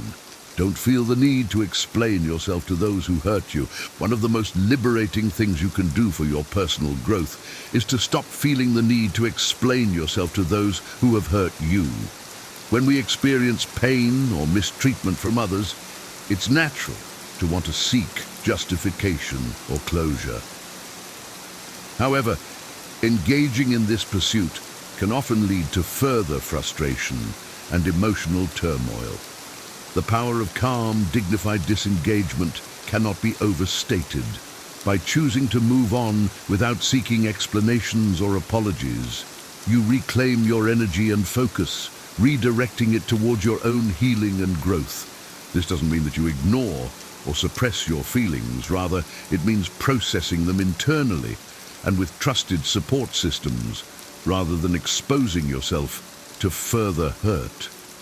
Learning to let go of the need for external validation or understanding is a crucial step in developing emotional resilience and self-assurance. It allows you to prioritize your own well-being and make decisions based on your values and goals, rather than being swayed by the opinions or actions of others. 2. Don't share intimate details about the end of friendships or relationships. In the age of social media and oversharing, it can be tempting to broadcast the details of our personal lives, especially when it comes to the end of significant friendships or relationships. However, maintaining privacy and discretion during these times is essential for our emotional well-being and personal growth. The value of private reflection and introspection cannot be underestimated. When we process the end of a relationship privately, we give ourselves the space to feel our emotions fully, without the added pressure of external opinions or judgments. This allows us to gain clarity, learn from the experience, and move forward with greater self-awareness and wisdom. Moreover, sharing intimate details about the end of a relationship can often lead to further complications and emotional entanglements. It can create a cycle of gossip, speculation, and take sides, which can be damaging to all parties involved. By choosing to keep these matters private, you demonstrate respect for yourself and others and create a safe space for healing and growth. 3. Control displays of anger and frustration in front of others. Anger and frustration are natural human emotions, but when expressed in uncontrolled ways, they can have serious consequences for our personal and professional relationships. Learning to manage these emotions and control our displays of anger in front of others is a crucial aspect of personal growth and emotional intelligence. The impact of emotional outbursts on our relationships cannot be overstated. When we lash out at others or express our frustration in aggressive ways, we risk damaging trust, respect, and rapport. This can lead to a breakdown in communication, collaboration, and even opportunities for growth and advancement. Instead of allowing anger to control our actions, it's important to develop strategies for redirecting that emotional energy in more productive ways. This might involve taking a few deep breaths, stepping away from the situation to regain composure, or finding healthy outlets for expressing our feelings, such as exercise, journaling, or creative pursuits. By learning to control our displays of anger and frustration, we demonstrate emotional maturity, professionalism, and the ability to handle challenging situations with grace and diplomacy. This not only benefits our relationships, but also our own mental and emotional well-being. 4. Avoid sharing negative judgments about others. In our daily interactions, it can be all too easy to slip into the habit of sharing negative judgments about others. Whether it's gossiping about a coworker, criticizing a friend's choices, or making snide comments about a public figure, these negative judgments can have a detrimental impact on our personal growth and relationships. The importance of diplomacy and tact in social interactions cannot be overstated. When we express negative opinions about others, we risk creating an atmosphere of hostility, mistrust, and division. This can lead to damaged relationships, lost opportunities, and a general sense of negativity that permeates our lives. On the other hand, when we choose to rise above negativity and maintain a positive outlook, we create a more supportive and uplifting environment for ourselves and those around us. This doesn't mean that we ignore or condone bad behavior, but rather that we approach these situations with empathy, understanding, and a focus on finding solutions rather than placing blame. By avoiding the sharing of negative judgments, we also demonstrate integrity, compassion, and the ability to see beyond surface-level impressions. This can lead to deeper, more meaningful relationships, as well as greater opportunities for personal and professional growth. In summary, maintaining discretion and privacy in our personal lives, controlling displays of anger and frustration, and avoiding negative judgments about others are all crucial aspects of personal growth and emotional well-being. By implementing these suggestions, we create a foundation of trust, respect, and positivity that allows us to thrive in all areas of our lives. Be shifting focus inward. 5. Stop constantly comparing yourself to others. One of the most significant barriers to personal growth and self-acceptance is the habit of constantly comparing ourselves to others. In our modern society, where social media and advertising bombard us with idealized images of success, beauty, and happiness, it's easy to fall into the trap of measuring our worth against external standards. The dangers of comparison are well documented. When we focus on how we stack up against others, we often neglect our own unique strengths, talents, and values. This can lead to feelings of inadequacy, low self-esteem, and even depression.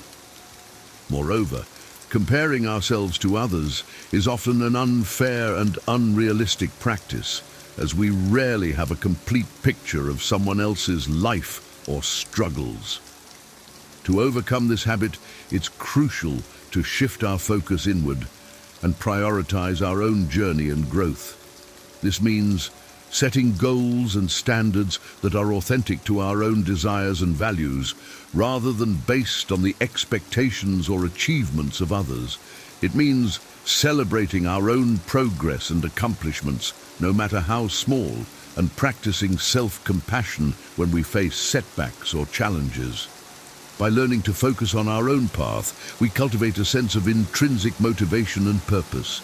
We become more attuned to our own needs, desires and passions, and less swayed by external validation or approval. This in turn leads to greater self-awareness, resilience, and the ability to navigate life's challenges with confidence and grace. 6. Limit time on social media. In today's digital age, social media has become an integral part of our daily lives. While these platforms can provide valuable opportunities for connection, learning, and self-expression, excessive use can also have negative effects on our mental health and personal growth. One of the main dangers of social media is its tendency to promote unrealistic comparisons and idealized versions of reality. When we spend too much time scrolling through curated feeds of perfect bodies, lavish lifestyles, and seemingly effortless success, we can easily fall into the trap of feeling inadequate or dissatisfied with our own lives. Moreover, excessive social media use can lead to a host of other mental health concerns, such as anxiety, depression, and addiction. It can also interfere with our ability to be present and engaged in our real-life relationships and experiences, leading to a sense of disconnection and isolation. To mitigate these negative effects, it's important to develop strategies for using social media purposefully and mindfully. This might involve setting clear boundaries around when and how often we check our feeds, unfollowing accounts that consistently trigger negative emotions, and being intentional about the content we consume and share. By limiting our time on social media and using it in a way that supports our values and goals, we create space for more authentic self-expression, connection, and personal growth. We become less reliant on external validation and more attuned to our own inner wisdom and sense of purpose. 7. Let go of the constant pursuit of external approval. From a young age, many of us are conditioned to seek external approval and validation as a measure of our worth and success. Whether it's striving for good grades, seeking praise from our parents or teachers, or trying to fit in with our peers, the pursuit of external approval can become a driving force in our lives. While recognition and support from others can be valuable and affirming, an over-reliance on external validation can also be detrimental to our personal growth and well-being.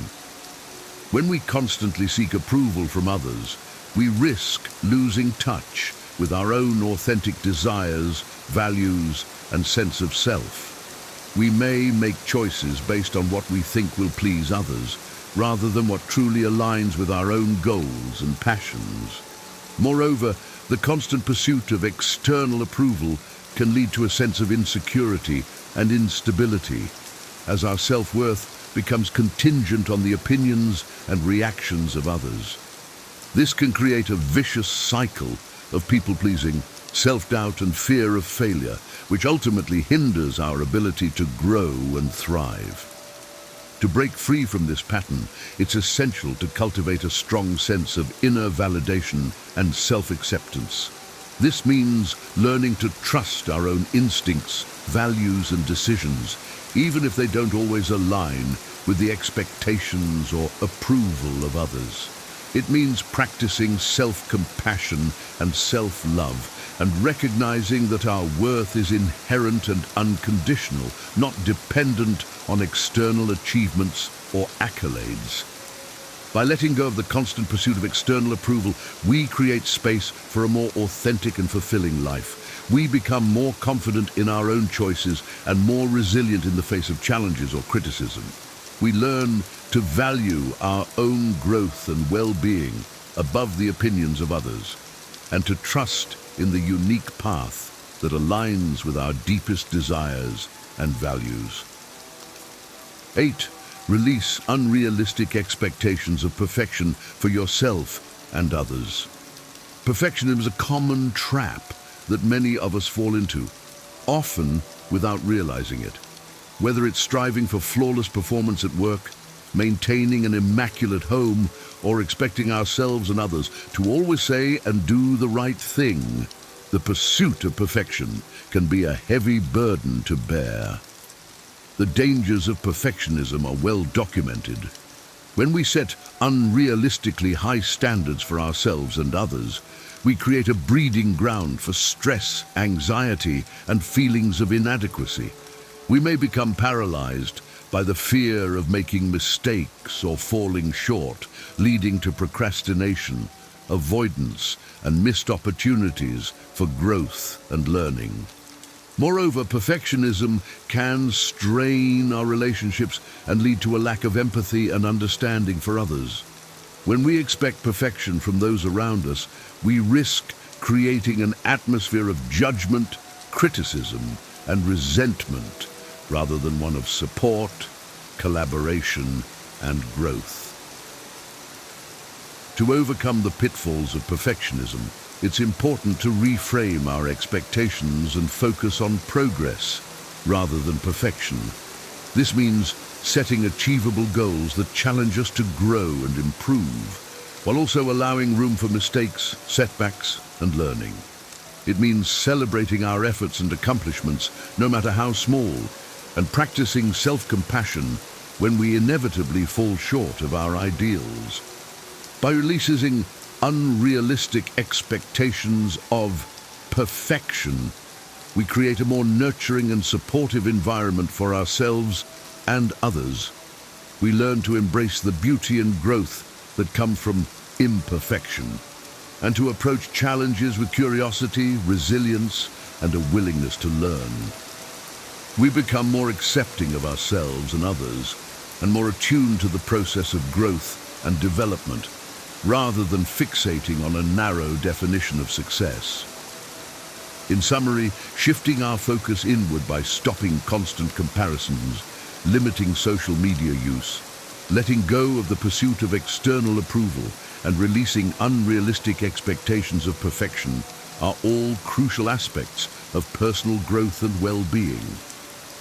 By implementing these suggestions, we create a foundation of self-awareness, self-acceptance, and inner strength that allows us to navigate life's challenges with greater ease and fulfillment. See pursuing personal growth authentically.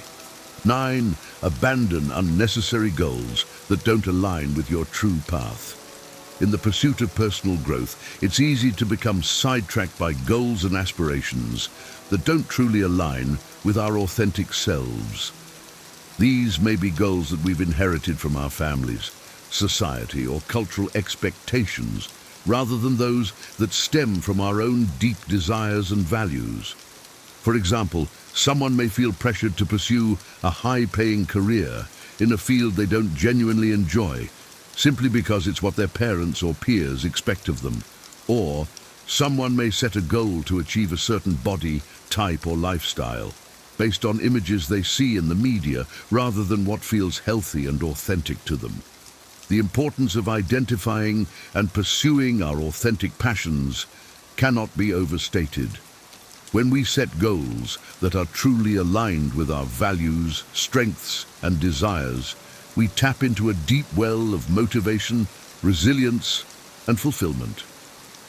We're more likely to persevere in the face of challenges and to find joy and meaning in the process of growth and achievement. To identify our authentic goals, it's important to cultivate a practice of self-reflection and introspection. This might involve journaling, meditation, or simply taking time to sit with ourselves and ask deep questions about what we truly want and value. It may also involve seeking out new experiences and perspectives that challenge our assumptions and broaden our horizons. As we gain clarity on our authentic path, it's equally important to proceed with discretion and avoid the influence of others' expectations. This means learning to trust our own instincts and judgments, even if they don't align with the conventional wisdom or advice of others. It means being willing to take risks, to chart our own course and to let go of goals or pursuits that no longer serve our deepest desires and values. For instance, someone may decide to leave a lucrative but unfulfilling career to pursue a passion for teaching or social work, even if it means taking a pay cut or facing disapproval from family or friends. Or someone may choose to prioritize their mental health and well-being over achieving a certain level of success or status, recognizing that true fulfillment comes from within. By abandoning unnecessary goals and aligning ourselves with our authentic path, we create a foundation for deep, lasting personal growth. We become more resilient, adaptable, and capable of navigating life's challenges with grace and purpose. We find greater meaning, satisfaction, and joy in our pursuits and inspire others to do the same. 10. Procrastination and avoidance. Procrastination and avoidance are common obstacles to personal growth and success. When we consistently put off important tasks, decisions, or conversations, we create a cycle of stress, guilt, and missed opportunities that can hold us back from reaching our full potential. The negative impact of procrastination can manifest in many areas of our lives. For example, a student who consistently procrastinates on studying or completing assignments may struggle to keep up with coursework, leading to lower grades and increased anxiety. An entrepreneur who avoids making important decisions or taking calculated risks may miss out on opportunities for growth and innovation. A couple who puts off having difficult conversations about their relationship may allow resentment and disconnection to fester, eroding the foundation of their partnership. To overcome procrastination and avoidance, it's important to develop strategies for recognizing and managing these tendencies. This might involve breaking down large tasks into smaller, more manageable steps, setting clear deadlines and accountability measures, or seeking support and encouragement from others. For instance, someone who struggles with procrastination on a large project at work might create a detailed timeline with specific milestones and check-ins, and enlist the help of a colleague or mentor to hold them accountable. Or someone who tends to avoid difficult conversations with loved ones might practice assertive communication techniques, such as using I statements and active listening, to build confidence and reduce anxiety around these interactions. It's also crucial to recognize that procrastination and avoidance often stem from deeper emotions, such as fear of failure, perfectionism, or low self-worth. By exploring and addressing these underlying issues, we can develop greater self-awareness and resilience in the face of challenges. For example, someone who procrastinates on pursuing a new career path out of fear of failure might work with a therapist or coach to build self-confidence and reframe their relationship with risk and uncertainty.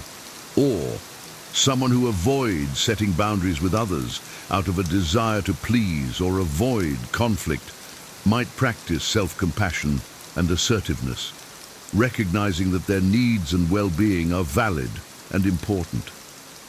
Ultimately, overcoming procrastination and avoidance requires a commitment to taking action, even in the face of discomfort or uncertainty. By developing strategies for managing these tendencies and building self-awareness and resilience, we create a foundation for lasting personal growth and success. 11. Unhealthy habits and self-sabotage. Unhealthy habits and self-sabotaging behaviors can be significant barriers to personal growth and well-being. These patterns can take many forms, such as poor sleep habits, unhealthy eating, negative self-talk, or engaging in activities that undermine our goals and values. For example, someone may turn to alcohol or drugs to cope with stress or anxiety, rather than developing healthy coping mechanisms such as exercise, meditation, or therapy. Or someone may repeatedly enter into toxic relationships or work environments, despite recognizing the negative impact on their mental and emotional well-being. The first step in overcoming unhealthy habits and self-sabotage is to identify the specific patterns and behaviors that are holding us back. This requires a willingness to be honest with ourselves, to look closely at our thoughts, emotions, and actions, and to recognize the ways in which we may be undermining our own growth and happiness. For instance, someone who struggles with negative self-talk might start by simply noticing the specific thoughts and beliefs that arise in challenging situations, such as, "I'm not good enough," or "I'll never be able to do this." By bringing awareness to these patterns, we create space for change and growth. The next step is to replace unhealthy habits with nourishing alternatives. This might involve developing a consistent sleep routine, finding healthy ways to manage stress and emotions, or seeking out supportive relationships and environments that align with our values and goals. For example, someone who tends to cope with anxiety by overeating might explore alternative coping strategies, such as deep breathing exercises, journaling, or talking with a trusted friend or therapist. Or someone who struggles with procrastination might experiment with time management techniques, such as the Pomodoro method or time blocking, to create structure and accountability in their daily routine. It's important to approach this process with compassion and patience, recognizing that changing deep-seated habits and patterns takes time and practice. It's also helpful to enlist the support of others, whether that's a therapist, coach, or trusted friend or family member, to provide encouragement, accountability, and guidance along the way. Ultimately, overcoming unhealthy habits and self-sabotage requires a commitment to self-awareness, self-care, and personal growth. By identifying the specific patterns that hold us back, replacing them with nourishing alternatives, and seeking out support and resources, we create a foundation for lasting change and transformation. 12. The need to always be right. The need to always be right is a common trap that can hinder personal growth and damage relationships. When we become overly attached to our own opinions, beliefs, and ways of doing things, we risk closing ourselves off to new perspectives, ideas, and opportunities for learning and connection. This pattern can manifest in many ways, such as arguing with others, even when it's not necessary or productive, refusing to admit when we're wrong or have made a mistake, or dismissing or invalidating the experiences and viewpoints of others. The value of humility and open-mindedness in personal growth cannot be overstated. When we cultivate a willingness to listen, learn, and consider other perspectives, we expand our own understanding of the world and ourselves. We become more adaptable, resilient, and capable of navigating complex challenges and relationships. To develop greater humility and open-mindedness, it's important to practice active listening and empathy. This means setting aside our own agendas and opinions temporarily and focusing on understanding and validating the experiences and perspectives of others. It means asking questions, seeking clarification, and being willing to change our minds or admit when we're wrong. For example, in a disagreement with a colleague or family member, instead of immediately defending our own position or trying to prove the other person wrong, we might ask open-ended questions to better understand their perspective, such as, "Can you tell me more about why you feel that way?" Or, "What experiences have led you to that conclusion?" By creating space for dialogue and understanding, we open up possibilities for growth, connection, and collaboration. It's also helpful to cultivate a growth mindset, recognizing that our own knowledge and understanding is always evolving and incomplete. This means embracing challenges, setbacks, and feedback as opportunities for learning and development, rather than threats to our ego or self-image.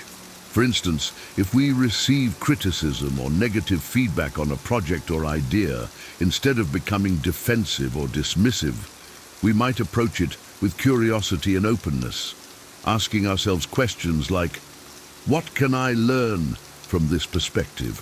Or, how can I use this feedback to improve and grow? By reframing challenges as opportunities, we develop greater resilience, adaptability, and self-awareness. Ultimately, letting go of the need to always be right requires a deep commitment to personal growth and self-reflection. It means cultivating humility, empathy, and open-mindedness, and recognizing that our own perspectives and experiences are just one part of a vast and complex world.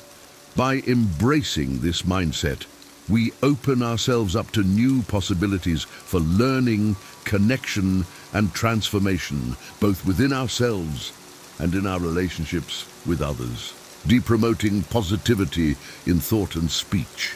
13. Maintain privacy and discretion about relationship details. Relationships, whether romantic, familial, or platonic, are an essential part of our lives and can greatly impact our personal growth and well-being.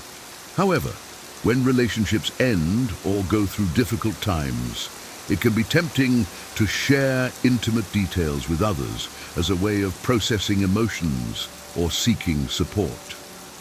While it's important to have trusted confidence and support systems, maintaining privacy and discretion about relationship details is crucial for several reasons. First, sharing intimate information about a relationship can breach trust and respect for the other person involved, even if the relationship has ended.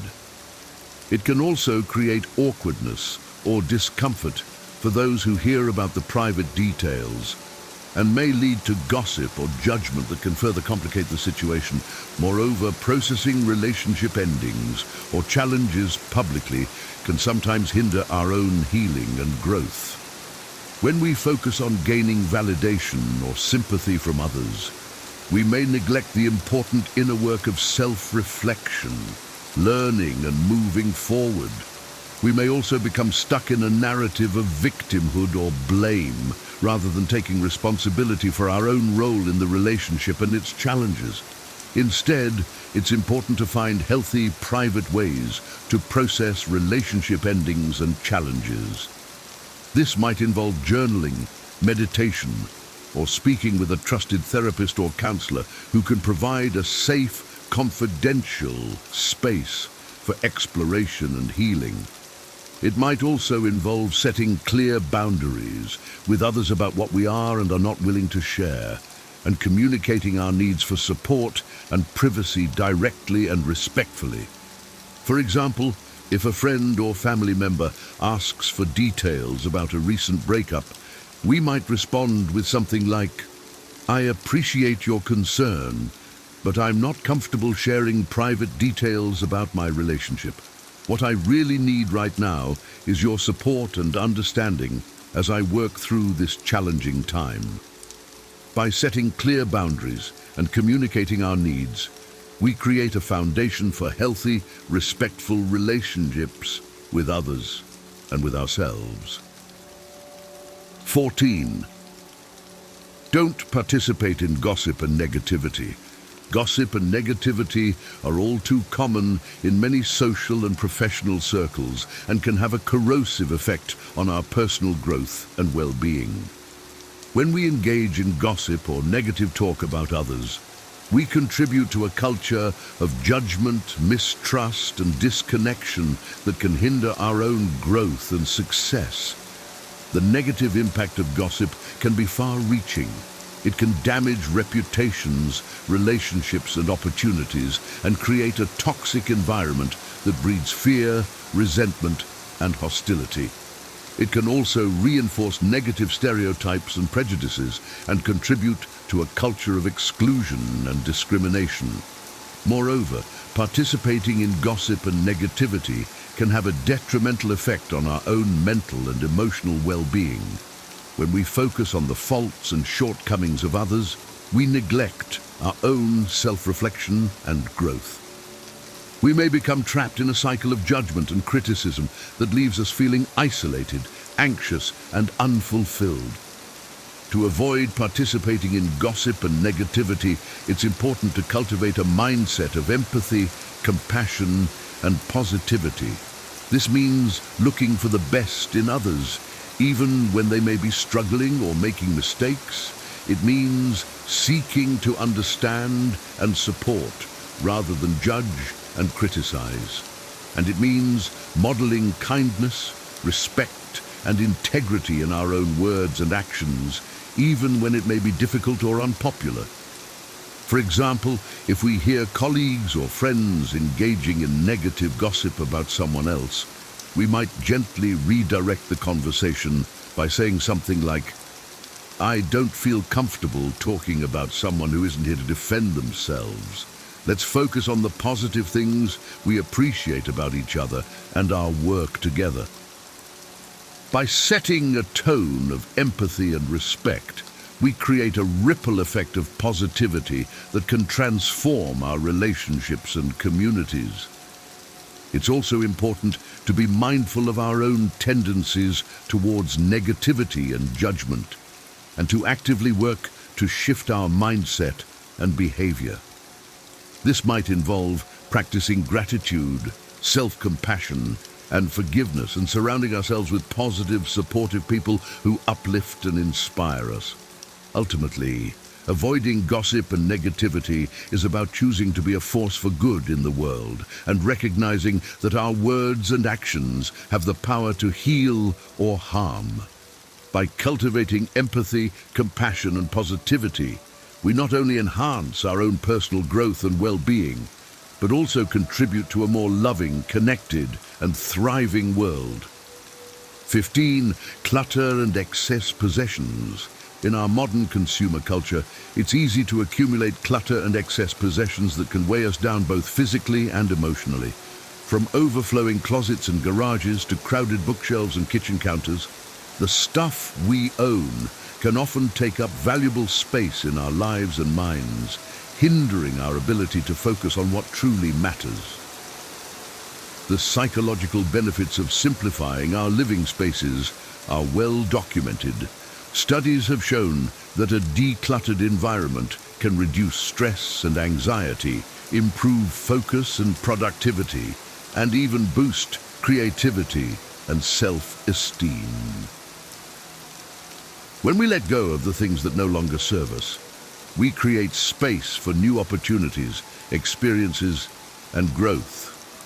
Moreover, the process of decluttering itself can be a powerful tool for self-reflection and personal development. As we sort through our possessions, we're forced to confront our own values, priorities, and emotional attachments. We may discover that we've been holding on to things out of fear, guilt, or a sense of scarcity rather than true necessity or joy. By letting go of these emotional and physical burdens, we free ourselves to live more authentically and abundantly. To begin the process of decluttering, it's helpful to start small and focus on one area or category at a time. This might involve tackling a single drawer, closet, or room, and sorting items into piles of keep, donate, and discard. As we make decisions about what to let go of, it's important to be honest with ourselves about what truly brings us value and aligns with our goals and values. For example, we might ask ourselves questions like, when was the last time I used this item? Or, does this possession bring me joy or serve a necessary purpose in my life? By focusing on the things that truly matter to us, we create a living space that reflects our authentic selves and supports our personal growth and well-being. It's also helpful to develop systems and habits that prevent clutter from accumulating in the first place. This might involve implementing a one-in, one-out rule for new purchases, or regularly reassessing and purging our possessions to keep our spaces streamlined and intentional. Ultimately, decluttering our living spaces is about more than just tidying up our physical environment. It's about creating a foundation for a more purposeful, joyful, and fulfilling life. free from the distractions and burdens of excess. By letting go of the things that no longer serve us, we open ourselves up to new possibilities for growth, connection, and abundance. 16. Toxic relationships and one-sided friendships. Relationships are an essential part of our lives, providing us with support, connection, and opportunities for growth and learning. However, not all relationships are created equal, and some can be toxic or one-sided, draining our energy and hindering our personal development. Toxic relationships can take many forms, from overt abuse and manipulation to more subtle patterns of negativity, criticism, or disrespect. These relationships often leave us feeling depleted, anxious, and unsupported, and can even lead to physical and mental health problems over time. Similarly, one-sided friendships can be emotionally draining and unfulfilling as we pour our time, energy, and resources into a relationship that doesn't reciprocate or value our needs and boundaries. These imbalanced dynamics can leave us feeling resentful, unappreciated, and disconnected from our own desires and goals. To cultivate healthy, supportive relationships that uplift and inspire us, it's important to be discerning about the people we allow into our lives. This means surrounding ourselves with individuals who share our values, respect our boundaries, and contribute positively to our growth and well-being. It's also crucial to learn how to set and maintain healthy boundaries in our relationships, even with those closest to us. This might involve communicating our needs and expectations clearly and directly, and being willing to say no to requests or behaviors that don't align with our values or well-being. For example, if a friend consistently cancels plans at the last minute or fails to show up for us in times of need, we might have a conversation about how their behavior is impacting us and what we need from the relationship moving forward. If the friend is unwilling or unable to make changes, it may be necessary to reevaluate the relationship and prioritize our own self-care and growth. In some cases, it may be necessary to distance ourselves from toxic or one-sided relationships altogether in order to create space for healthier, more reciprocal connections. This can be a difficult and painful process, but it's an essential part of personal growth and self-respect. Ultimately, cultivating healthy, supportive relationships is about honoring ourselves and our own needs, while also being open to genuine connection and growth with others. By surrounding ourselves with people who uplift and inspire us, setting clear boundaries, and being willing to let go of relationships that no longer serve us, we create a foundation for lasting personal and interpersonal fulfillment.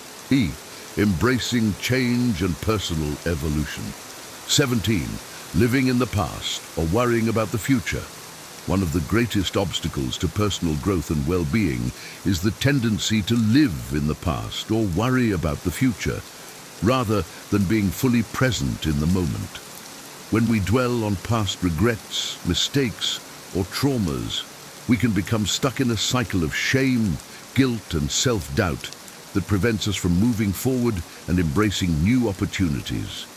Similarly, when we constantly worry about future uncertainties or potential failures, we can become paralyzed by fear and anxiety, unable to take the risks and actions necessary for growth and success. The practice of mindfulness and present moment awareness is a powerful tool for overcoming these tendencies and cultivating a greater sense of peace, clarity, and purpose. By learning to focus our attention on the present moment, we can develop a deeper appreciation for the beauty and richness of life and a greater capacity for joy, gratitude, and connection. One key strategy for cultivating mindfulness is to develop a regular meditation or mindfulness practice. This might involve setting aside a few minutes each day to sit quietly and focus on the breath. or simply bringing a greater sense of awareness and presence to everyday activities like eating, walking, or conversations with others. Another important aspect of living in the present is learning to reframe our relationship with the past and future. While it's important to learn from our past experiences and plan for the future, we can do so in a way that is grounded in the present moment and aligned with our values and goals. For example, instead of dwelling on past mistakes or failures, we can choose to focus on the lessons and growth opportunities they provided and use them as a springboard for positive change in the present. Similarly, instead of worrying about future uncertainties, we can choose to focus on the actions and choices we can make in the present to create the future we desire. Ultimately, embracing the present moment is about cultivating a sense of trust and surrender, recognizing that life is always unfolding in ways that are beyond our control, but that we always have the power to choose our response and attitude in each moment. By practicing mindfulness and present moment awareness, we open ourselves up to the fullness and richness of life and develop a greater capacity for resilience, adaptability, and growth in the face of change and uncertainty. 18. Neglecting self-care and personal boundaries. In the pursuit of personal and professional success, it's easy to fall into the trap of neglecting our own self-care and personal boundaries. We may push ourselves to work longer hours, take on more responsibilities, or say yes to every request or invitation, all in the name of achievement and progress. However, over time, this constant striving and self-neglect can take a serious toll on our physical, mental, and emotional well-being, leading to burnout, stress, and even illness. To cultivate sustainable personal growth and success, it's essential to prioritize self-care and establish healthy personal boundaries. This means taking intentional time and space for activities that recharge and nourish us, such as exercise, hobbies, social connection, and rest. It also means learning to say no to requests or commitments that don't align with our values, goals, or capacity, and setting clear limits around our time, energy, and resources. One key strategy for prioritizing self-care is to schedule it into our daily or weekly routines, just as we would any other important meeting or appointment. This might involve blocking out time for a morning yoga practice, an evening walk in nature, or a weekly coffee date with a close friend. By treating self-care as a non-negotiable priority, we send a clear message to ourselves and others that our well-being matters and deserves attention and investment. Another important aspect of self-care is learning to listen to and honor our own needs and desires, even when they may conflict with the expectations or demands of others.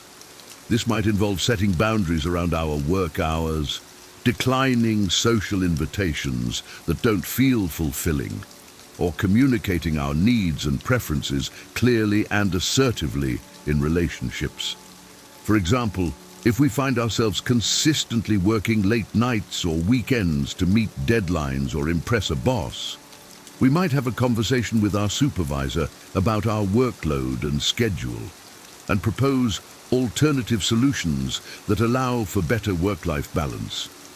Or, if we find ourselves frequently saying yes to social commitments out of a sense of obligation or fear of disappointing others, we might practice saying no more often and focus on cultivating relationships and activities that truly nourish and inspire us. Ultimately, prioritizing self-care and personal boundaries is about recognizing that our own well-being is the foundation for all other aspects of our lives, and that we cannot truly thrive or contribute to the world if we're running on empty. By making intentional choices to nourish and protect our physical, mental, and emotional health, we create a solid foundation for lasting personal growth, fulfillment, and success. 19. The pursuit of perfection. The pursuit of perfection is a common trap that can hinder personal growth and well-being. When we set unrealistic standards for ourselves or others, we create a constant sense of pressure and inadequacy that can lead to anxiety, procrastination, and even depression. We may become so focused on achieving a narrow ideal of success or beauty that we lose sight of the deeper values and experiences that give life meaning and joy. However, the truth is that perfection is an illusion, and that the beauty and growth of life often lie in the imperfections and challenges we face along the way.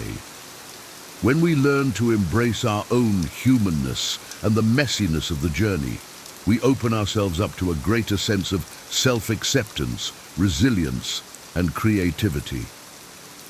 One key strategy for overcoming perfectionism is to reframe our relationship with mistakes and failures.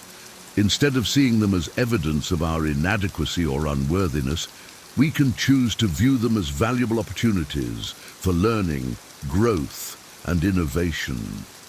We can cultivate a growth mindset that values effort, experimentation, and feedback, rather than a fixed mindset that sees our abilities and outcomes as predetermined or immutable.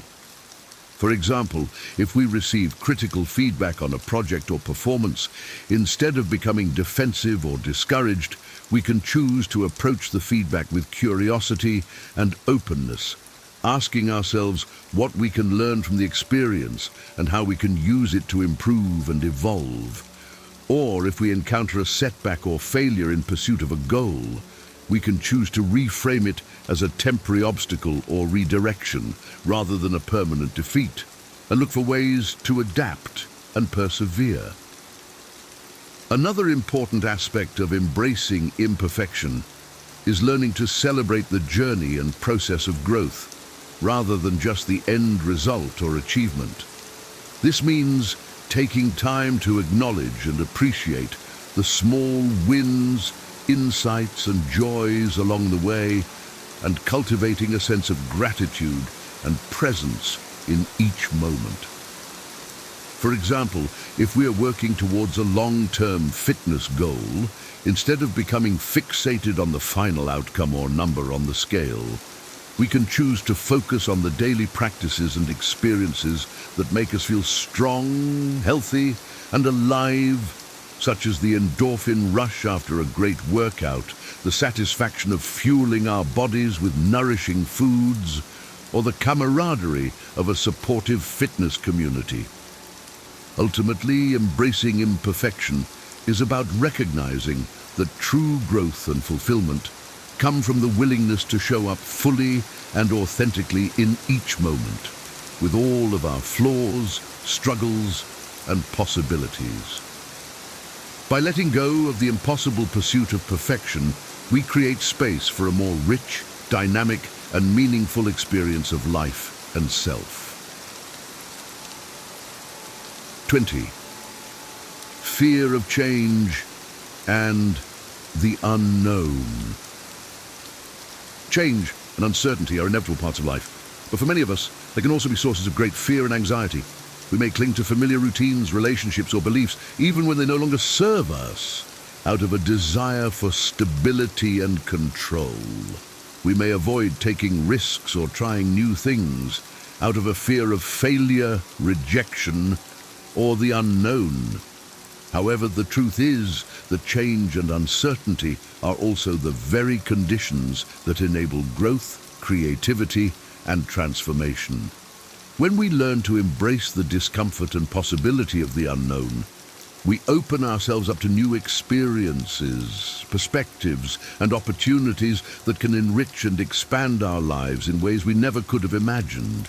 One key strategy for overcoming fear of change is to cultivate a mindset of curiosity and exploration. Instead of seeing change as a threat or disruption, we can choose to approach it with a sense of openness and wonder, asking ourselves what we can learn and discover from the experience. We can practice reframing uncertainty as an invitation to grow and evolve, rather than a reason to retreat or resist. For example, if we are considering a career change or relocation, instead of becoming paralyzed by the potential risks and unknowns, we can choose to focus on the potential benefits and opportunities, such as the chance to develop new skills, meet new people, or explore new places and cultures. We can do research, seek out mentors or advisors, and take small, calculated steps to test the waters and build our confidence and resilience. Another important aspect of embracing change is learning to trust in our own abilities and resources to adapt and thrive in new situations. This means cultivating a sense of self-efficacy and self-compassion, recognizing that we have the strength, wisdom, and creativity to navigate challenges and setbacks, and that failure or struggle are not reflections of our worth or potential. For example, if we are facing a major life transition, such as a divorce, illness, or job loss, instead of becoming overwhelmed by fear and self-doubt, we can choose to focus on our inner resources and support systems, such as our resilience, adaptability, and relationships with loved ones. We can seek out counseling, coaching, or other forms of guidance and support, and take proactive steps to care for our physical, mental, and emotional well-being. Ultimately, embracing change and the unknown is about cultivating a sense of trust and faith in the unfolding of life, recognizing that even the most difficult and uncertain times can be opportunities for growth, healing, and transformation. By learning to lean into the discomfort and possibility of change, we develop the courage, flexibility, and wisdom to navigate the ever-changing landscape of our lives with grace, purpose, and joy. In this video, we explored 20 suggestions for things to eliminate from your life to enable personal growth and well-being. These suggestions include maintaining discretion, shifting focus inward, pursuing authentic growth, promoting positivity, and embracing change. True growth often requires letting go of things that no longer serve us, such as unhealthy habits, toxic relationships, limiting beliefs, or outdated ways of being. By creating space, we open ourselves up to new possibilities and experiences. Personal growth is a lifelong journey of self-discovery and evolution, requiring patience, self-compassion, and a willingness to embrace discomfort and change. The goal is not perfection, but cultivating authenticity, purpose, and connection in each moment. As we embark on this journey, remember that we're not alone. Resources, support, and inspiration are available through therapy, coaching, spiritual practice, creative expression, and the guidance of trusted friends and mentors. Let us begin this journey with excitement, knowing that by eliminating what holds us back, we create space for a life of greater meaning and joy. Embrace the present moment and trust in your unique path of growth and transformation. Remember, you always have the power to choose love, curiosity, and self-compassion, creating a life that reflects your deepest desires and values.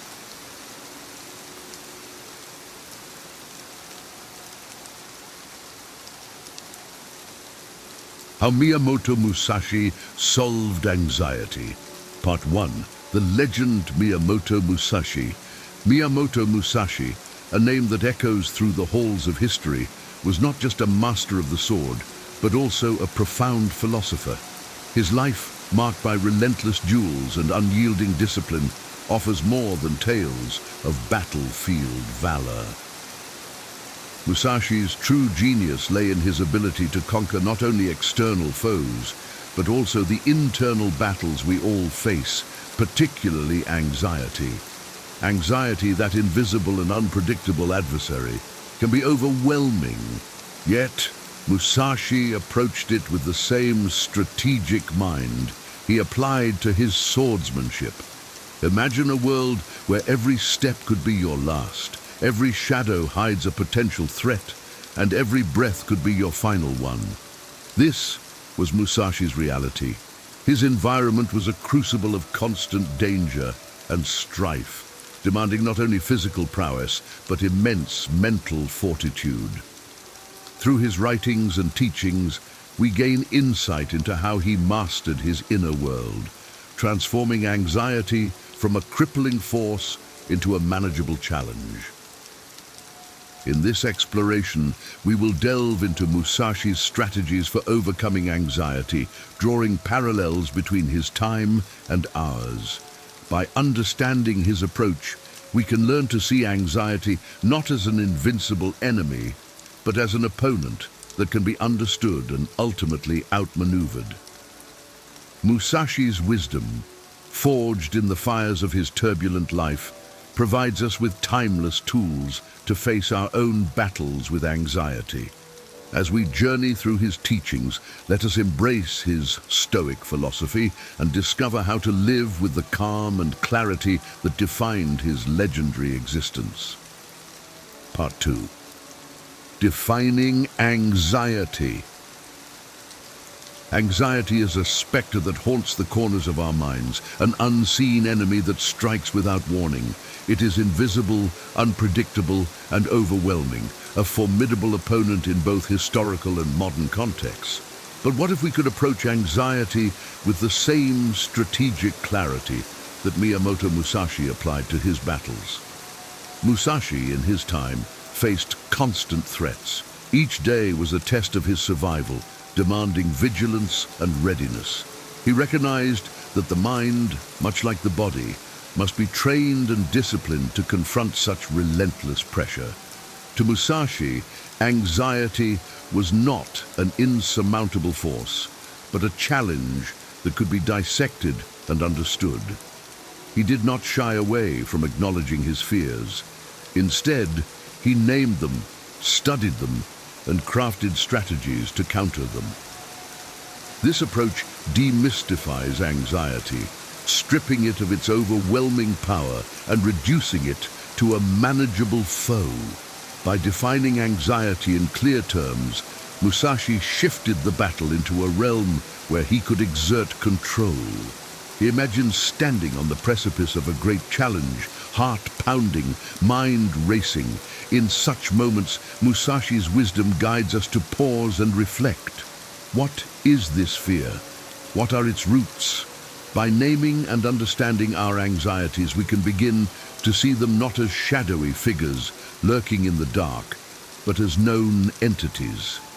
This shift in perception transforms anxiety from an undefined dread into a puzzle that can be solved.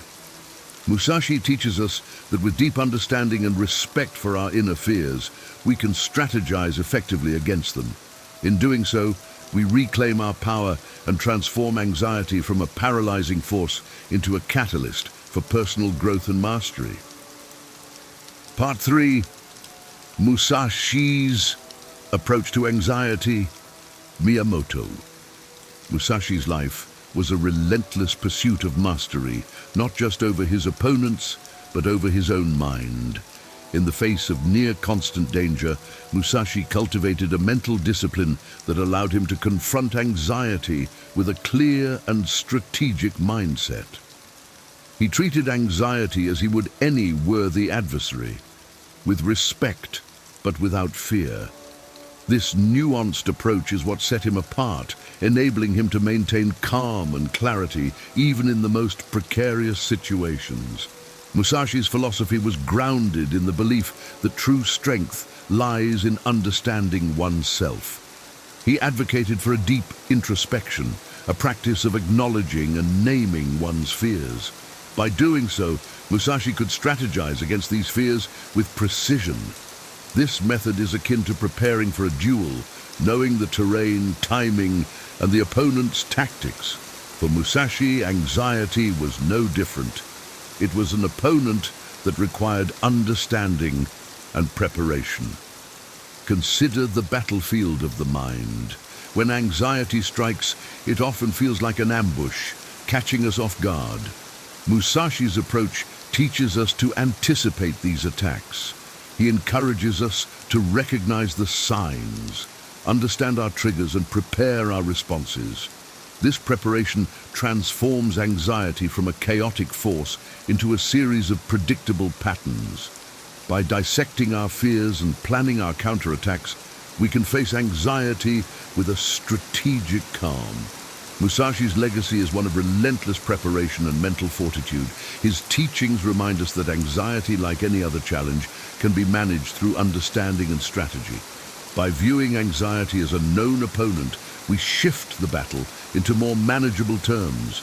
Musashi's wisdom offers us a path to transform our fears into a source of strength, allowing us to face life's uncertainties with the calm and clarity of a seasoned warrior. Part 4. Strategizing against anxiety. In the world of Miyamoto Musashi, every battle was a matter of life and death. Yet, it was not just his physical prowess that ensured his survival, it was his strategic mind. Musashi approached every duel with meticulous preparation, understanding that the key to victory lay in knowing both the terrain and his opponent. This same strategic approach can be applied to our battle with anxiety. Musashi's life was a continuous study in the art of war, both external and internal. He understood that the mind could be a battlefield where anxiety often strikes without warning. To counter this, Musashi developed a methodical approach, dissecting anxiety much like planning for a duel. He emphasized the importance of understanding the triggers that set off anxiety, analyzing our reactions, and preparing our responses. Imagine facing a formidable opponent in the arena of your mind. Anxiety looms large, unpredictable, and overwhelming. Musashi's strategy teaches us to break down this adversary into manageable parts. He knew the importance of studying the terrain, recognizing the situations and thoughts that trigger anxiety. Timing was also crucial, understanding when anxiety was likely to strike. By preparing responses in advance, Musashi turned uncertainty into calculated steps. This strategic approach demystifies anxiety, reducing it from a monstrous force to a puzzle that can be solved. By applying similar scrutiny to our fears, we learn to anticipate and prepare. Musashi's teachings guide us to transform our approach from one of avoidance into active engagement.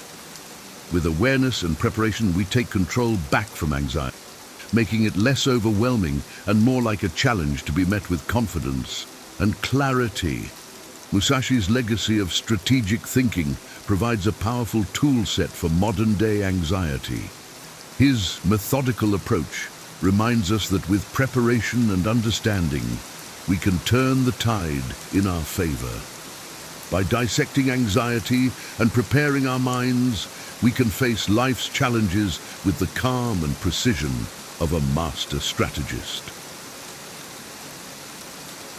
Part 5. Solitude and reflection. Miyamoto Musashi's years of solitude were not a retreat from society, but a deliberate strategy to sharpen his mind and spirit.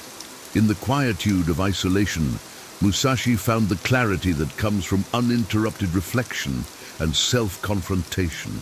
This period of solitude was essential for honing his skills and crystallizing his philosophical beliefs, enabling him to face life's challenges with unmatched discipline and focus. Musashi understood that true mastery requires a profound understanding of oneself, which can only be achieved through dedicated time for introspection.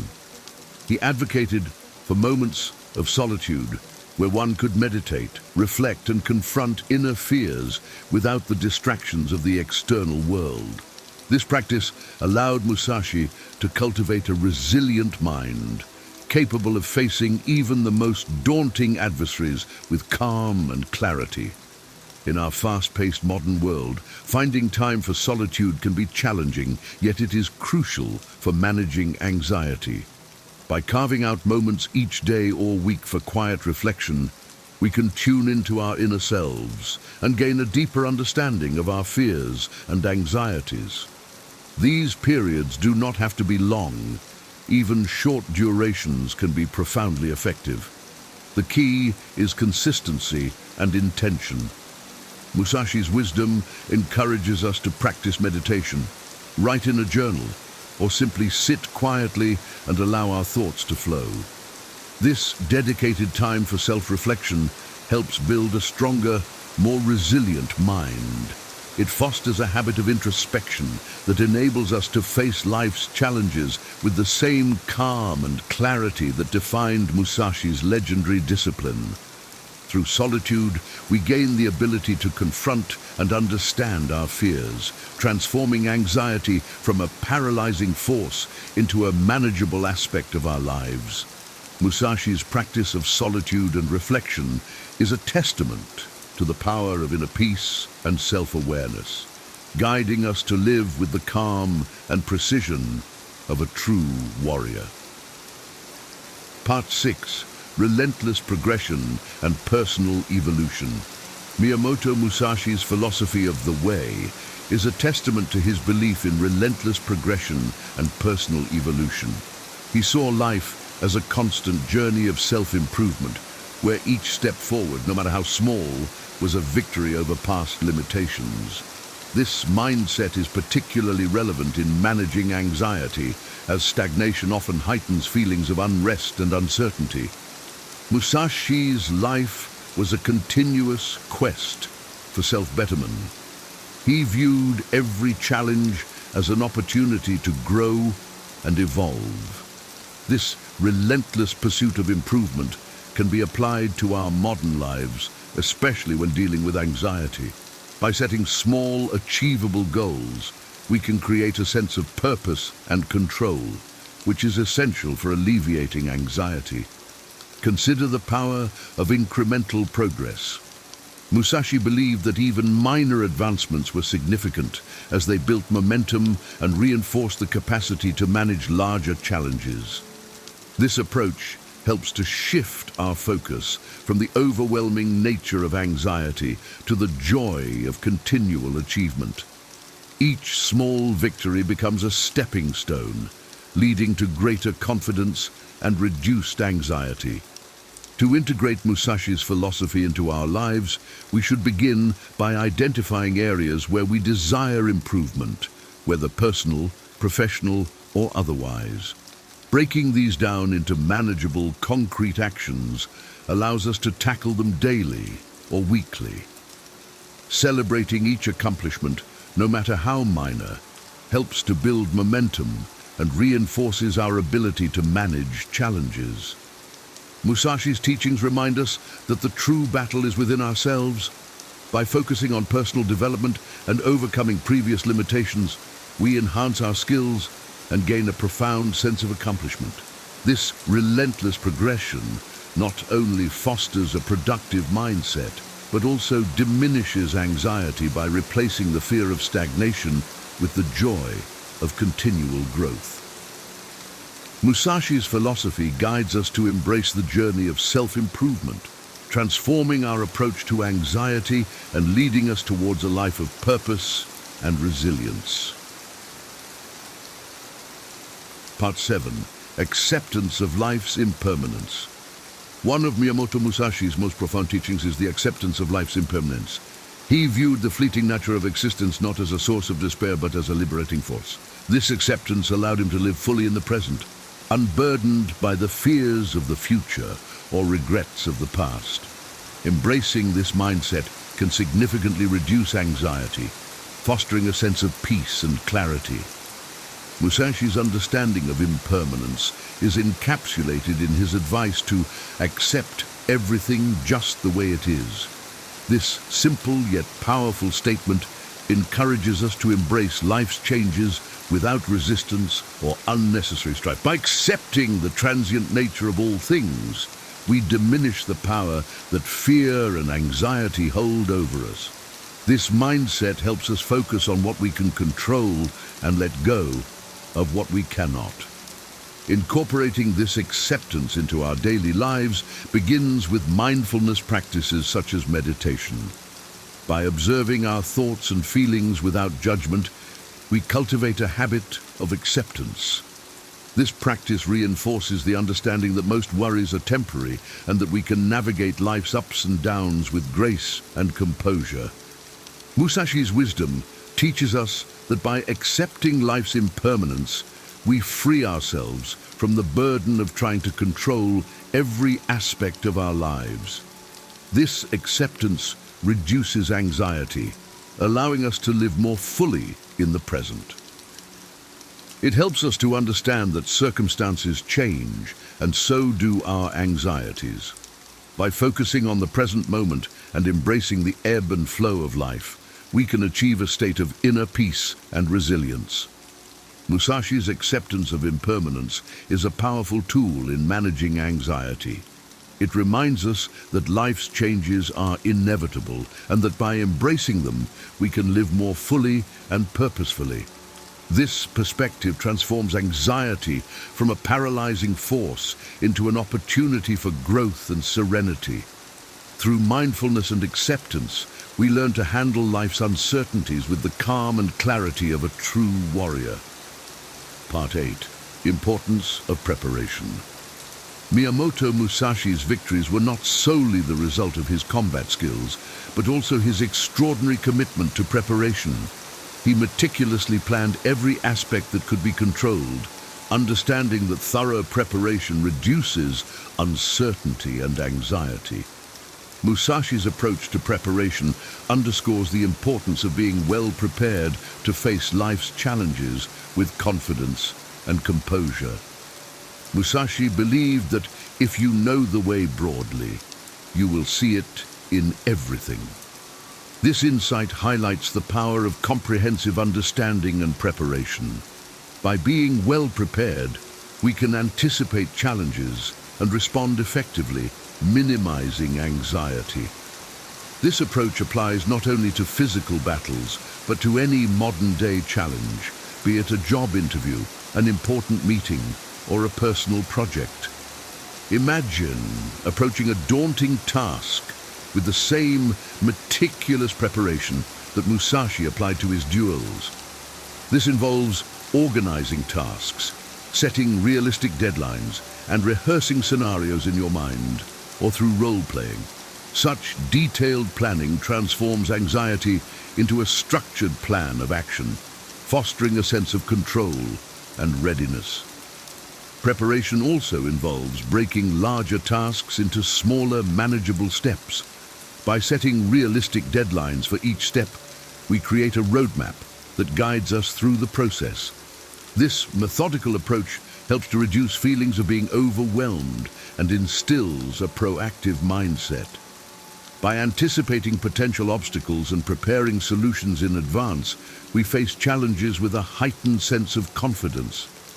Musashi's commitment to preparation teaches us that readiness is a key factor in reducing anxiety. By thoroughly preparing for our daily tasks and responsibilities, we can transform uncertainty into confidence. This proactive approach not only reduces anxiety, but also empowers us to tackle life's challenges with the strategic precision of a seasoned samurai. Through detailed preparation and strategic planning, we can face life's uncertainties with the calm and confidence that defined Musashi's legendary discipline. His teachings remind us that by being well prepared, we can navigate life's challenges with clarity and composure, turning anxiety into a manageable and even empowering force. Part 9. Musashi's concept of the way. Miyamoto. Musashi's philosophy of the way embodies his belief in relentless progression and personal evolution. He viewed life as a continuous journey of self-improvement, where every step forward, no matter how small, represented a victory over past limitations. This mindset is particularly relevant in managing anxiety, as stagnation can heighten feelings of unrest and uncertainty. Musashi's life was a testament to this relentless pursuit of growth. He saw each challenge as an opportunity to evolve and refine his skills. This approach can be incredibly empowering when applied to modern life, especially when dealing with anxiety. By setting small, achievable goals, we create a sense of control and purpose, which are essential for mitigating anxiety. Consider the power of incremental progress. Musashi believed that even the smallest advancements were significant because they built momentum and reinforced our capacity to manage larger challenges. This method helps shift our focus from the overwhelming nature of anxiety to the satisfaction of continual achievement. Each small victory becomes a stepping stone to greater confidence and reduced anxiety. To integrate Musashi's philosophy into our lives, we should start by identifying areas where we desire improvement, whether personal, professional, or otherwise. Breaking these down into manageable, concrete actions allows us to tackle them daily or weekly. Celebrating each accomplishment, no matter how minor, helps build momentum and reinforces our ability to handle challenges. Musashi's teachings remind us that the true battle is within ourselves. By focusing on personal development and overcoming previous limitations, we enhance our skills and gain a profound sense of accomplishment.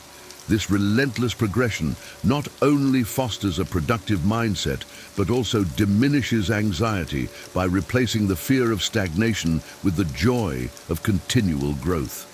Musashi's philosophy guides us to embrace the journey of self-improvement, transforming our approach to anxiety and leading us toward a life of purpose and resilience. Part 10. Transforming approach to anxiety. Musashi's approach to anxiety is revolutionary. Rather than avoiding it, he engaged with it directly. He viewed anxiety not as an insurmountable barrier, but as a challenge that could be understood and strategically managed. This shift from avoidance to engagement is crucial in transforming how we handle anxiety. Musashi teaches us to dissect our anxiety, much like planning for a duel. This involves recognizing the triggers, understanding our reactions, and preparing our responses in advance. By breaking down anxiety into manageable parts, we can develop a strategic plan to address it. This demystification of anxiety transforms it from a chaotic force into a structured challenge that we can approach with confidence and clarity. By using Musashi's methods, we learn to anticipate anxiety, prepare for its arrival, and respond effectively. This proactive approach turns anxiety into a known entity, a puzzle to be solved, rather than an overwhelming threat. Musashi's teachings empower us to take control, transforming anxiety from a paralyzing force into a manageable and even empowering aspect of our lives. Part 11. Living fully and purposefully.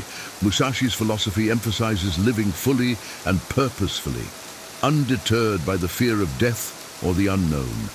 He believed in the importance of a life lived with intent and clarity, free from the shadows of unaddressed fears and anxieties. His powerful statement, "Do not fear death, fear only the half-lived life," encapsulates this belief. Living fully requires confronting and understanding our fears. Musashi's teachings encourage us to embrace life's fleeting nature, reducing anxiety by focusing on the present and what we can control. By accepting impermanence, we free ourselves from the burden of trying to secure every aspect of our lives, which is often a significant source of anxiety. Practicing mindfulness and acceptance helps us live more fully.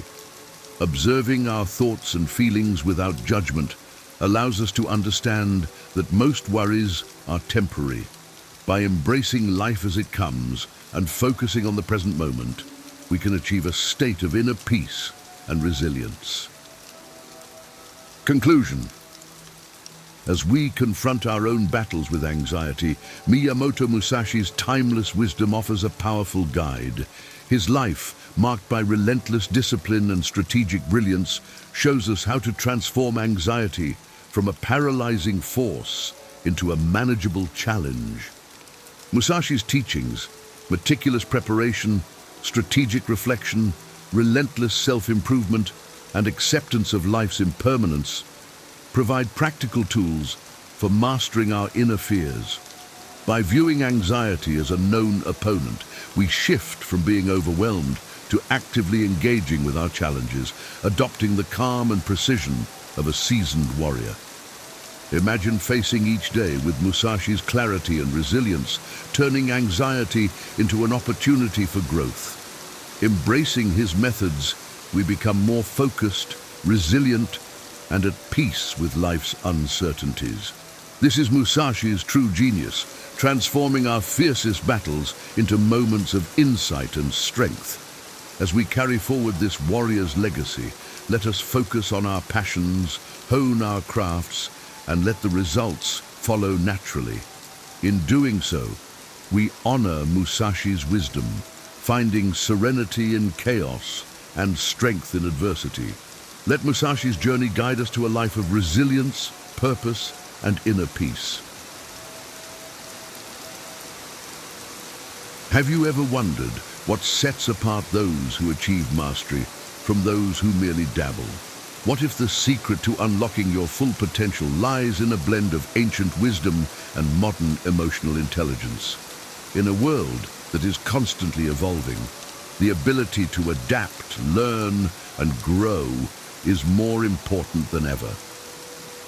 This guide will explore how principles of stoicism and emotional intelligence can transform your approach to learning and self-improvement. From setting clear goals to embracing challenges, discover how these timeless philosophies can help you navigate your personal and professional journey with resilience and wisdom. Let's dive in and uncover the keys to lifelong growth and success. Learn from the best. Learning from successful individuals can provide valuable insights and strategies. Stoics believe in learning from the wise and virtuous, while emotional intelligence involves recognizing and emulating the emotional skills of successful people. Follow industry leaders on social media, read their books or biographies, and watch their interviews or talks. Study their habits, mindset, and strategies, and apply these lessons to your own life. For example, if a successful entrepreneur attributes their success to a morning routine, try incorporating similar practices into your day. Connecting with mentors and joining professional networks can also provide guidance and support. These relationships offer opportunities to learn from the experiences of others and gain feedback on your own progress. By learning from the best, you can accelerate your growth and achieve your goals more effectively. Set clear and specific goals. Setting clear, specific goals provides direction and motivation.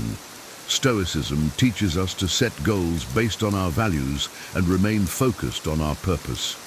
Emotional intelligence helps you set realistic goals and maintain the motivation to achieve them. Instead of a vague goal like get fit, set a specific goal such as run 5 kilometers in under 30 minutes within 3 months. Create a training plan and track your progress weekly. This approach helps you stay focused and measure your progress, making it easier to stay motivated and achieve your goals. By setting clear and specific goals, you provide yourself with a roadmap for success. This clarity helps you stay focused, motivated, and resilient, especially during challenging times.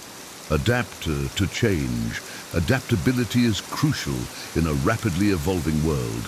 Stoics view change as a natural part of life and teach us to respond to it with tranquility. Emotional intelligence involves being adaptable and resilient, using change as an opportunity for growth. If your industry undergoes significant changes, such as new technology or regulations, take courses or seek training to stay updated. Embrace these changes as opportunities to grow and innovate, rather than as obstacles. By being flexible and open to change, you stay relevant and seize new opportunities as they arise. This adaptability enhances your resilience and enables you to thrive in a constantly changing environment. Prioritize and manage time efficiently. Effective time management is crucial for prioritizing learning and practice. Allocate specific periods each day to your growth activities, ensuring consistent progress. Stoic time management involves focusing on what is essential and eliminating distractions, while emotional intelligence helps you balance tasks and manage stress. Use a planner or digital calendar to schedule dedicated time for learning and practice. Break your day into blocks, assigning each block to specific activities to ensure balanced time management. This approach helps you stay organized, reduce stress, and make steady progress towards your goals. By managing your time efficiently, you create a structured environment that supports continuous learning and improvement. This discipline not only enhances your productivity, but also fosters a sense of accomplishment and well-being. Consistent deliberate practice is key to mastering any skill. It's not just about the hours you put in, but about being intentional and committed to improvement. Stoicism teaches us the value of discipline and perseverance, while emotional intelligence emphasizes self-awareness and emotional regulation to stay focused and motivated.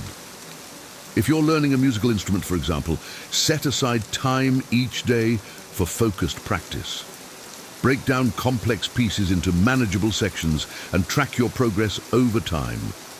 Regular practice helps you build muscle memory and refine your technique, leading to steady improvement.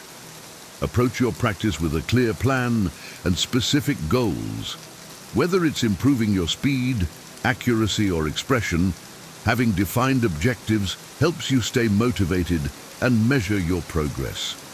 Reflect on your practice sessions, noting what went well and what needs improvement. This self-awareness is crucial for continuous growth. By committing to consistent practice, you develop the discipline and resilience needed to achieve mastery. This approach not only enhances your skills, but also builds a strong foundation for lifelong learning and personal development. Seek feedback and mentorship.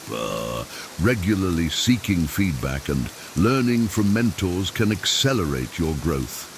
Constructive feedback helps identify areas for improvement, while mentorship provides guidance and support.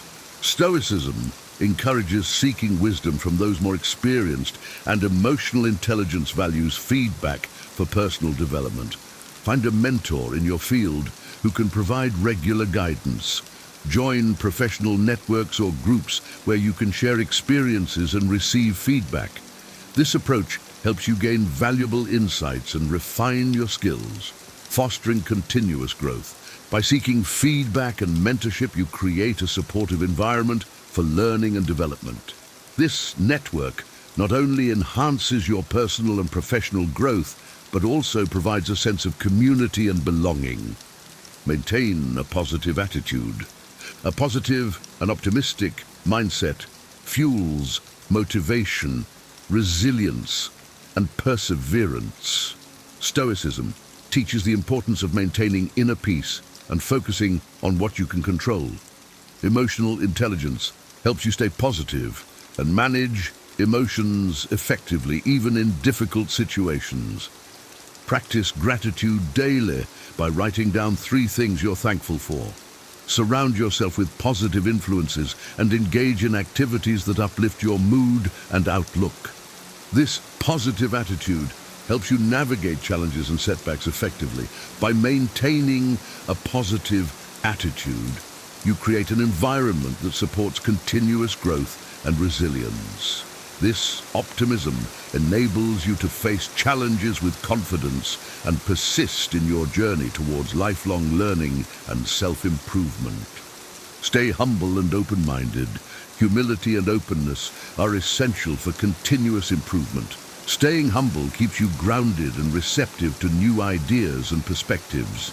Stoicism values humility, recognizing that pride can be a barrier to growth, while emotional intelligence encourages openness to feedback and diverse viewpoints. Regularly seek feedback from colleagues or peers, attend conferences, and be open to learning from those with different experiences.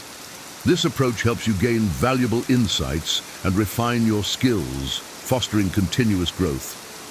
By staying humble and open-minded, you cultivate a mindset of lifelong learning. This attitude enables you to embrace new opportunities and challenges with confidence, leading to greater personal and professional. Develop a growth mindset. A growth mindset involves embracing challenges, viewing failures as learning opportunities, and staying dedicated to self-improvement. This mindset aligns with Stoic principles of accepting what we cannot change and focusing on what we can control. Emotional intelligence helps you manage setbacks with resilience and use them as opportunities for growth. If you fail at a project, analyze what went wrong, learn from the experience, and apply those lessons to future endeavors.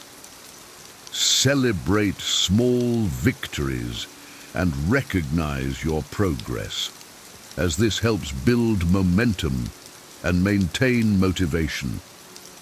By developing a growth mindset, you cultivate a positive attitude towards learning and improvement.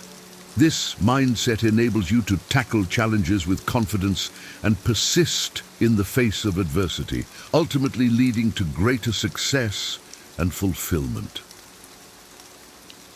Commit to lifelong learning. Lifelong learning is essential for personal and professional growth.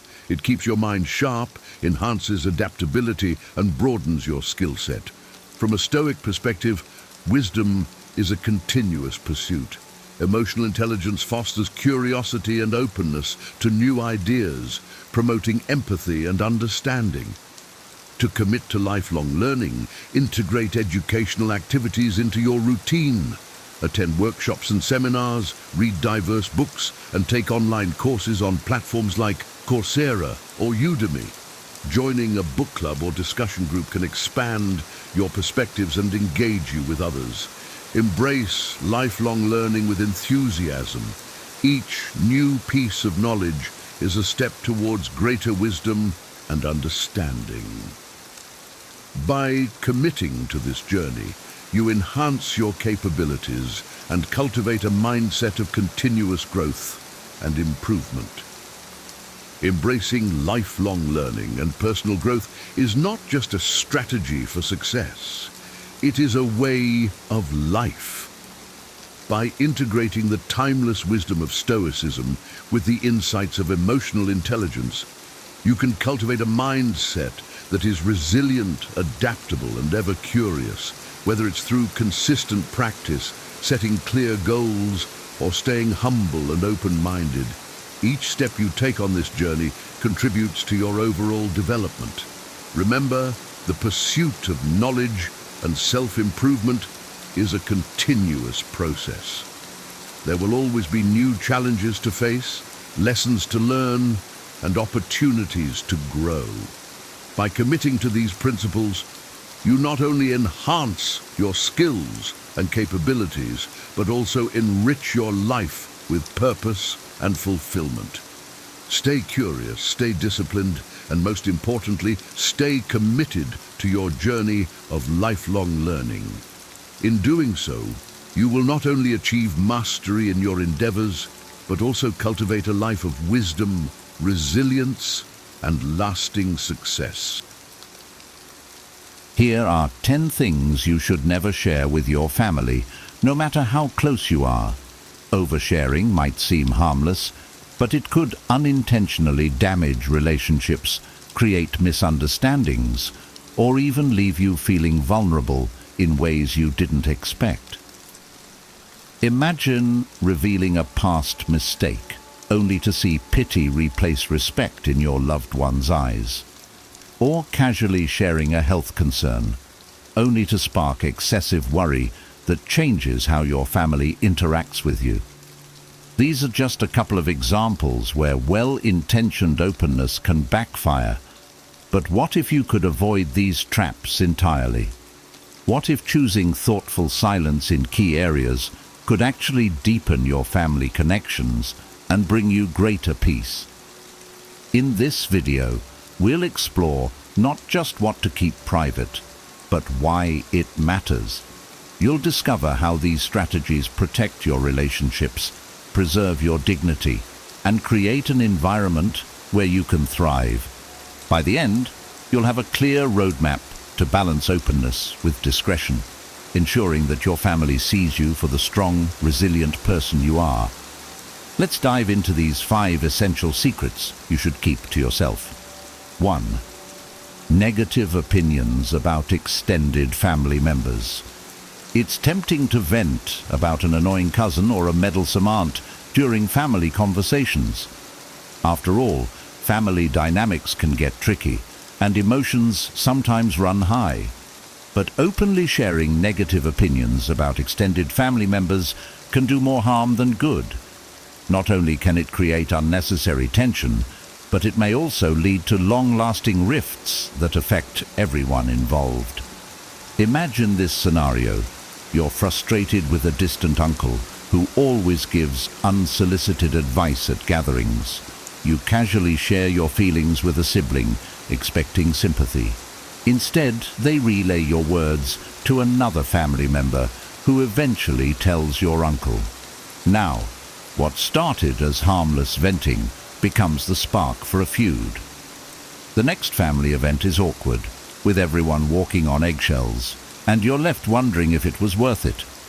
One reason to keep negative opinions private is the ripple effect they can create. Family members often feel compelled to take sides, even when they'd rather not. What you see as a personal grievance might snowball into a wider issue, dragging others into a conflict they weren't involved in.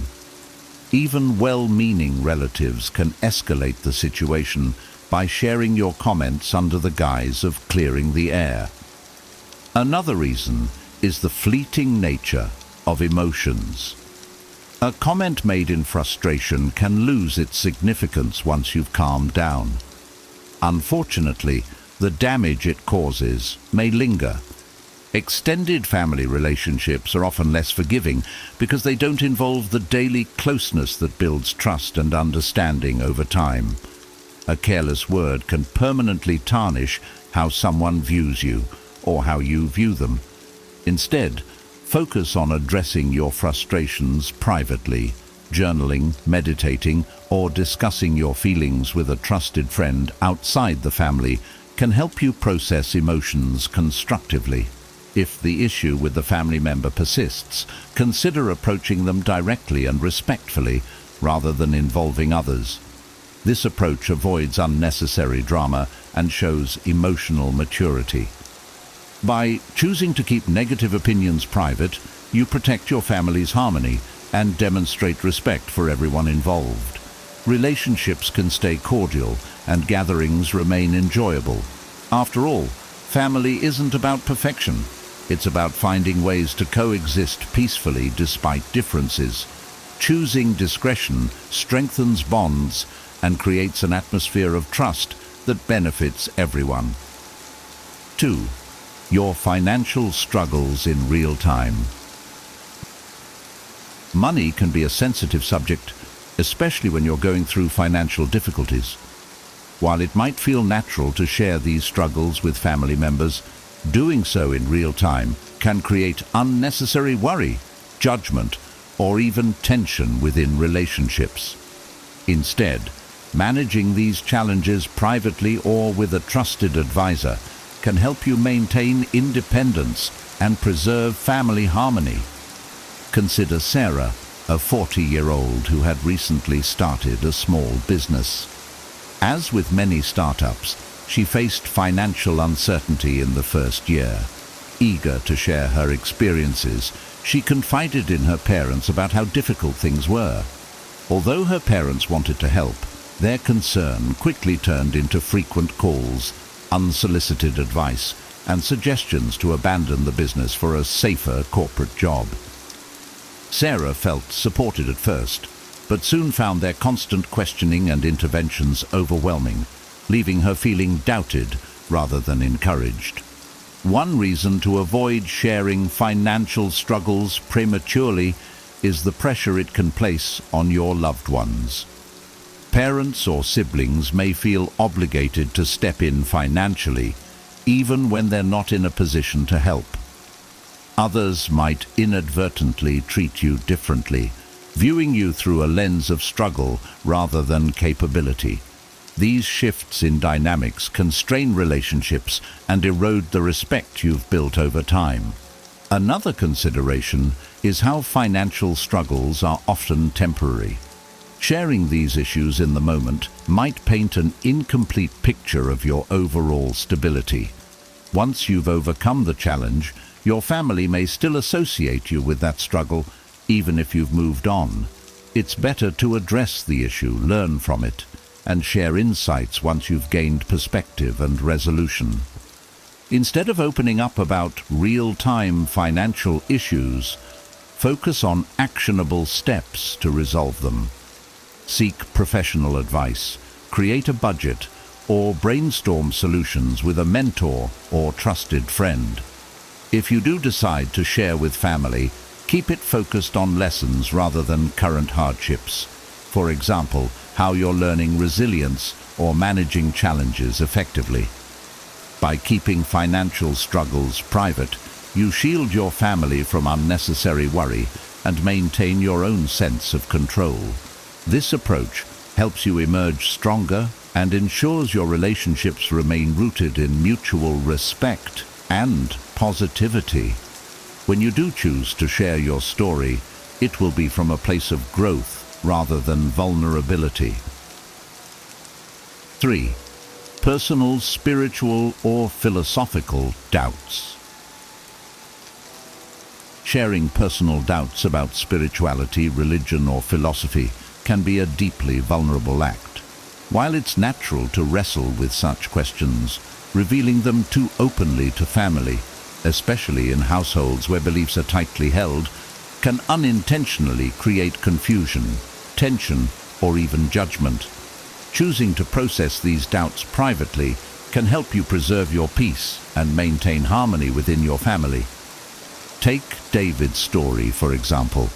Raised in a devout household, he began to question his religious beliefs in his early 30s. Feeling the need to share, he confided in his mother during a family dinner.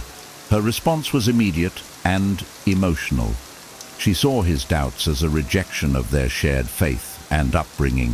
What David intended as a conversation about exploration turned into a heated debate, leaving both parties feeling misunderstood. The following months were marked by strained interactions and an unspoken discomfort that neither could fully address. One reason to keep spiritual doubts private is the deeply personal nature of such journeys. These questions often require time, introspection, and exploration to understand fully.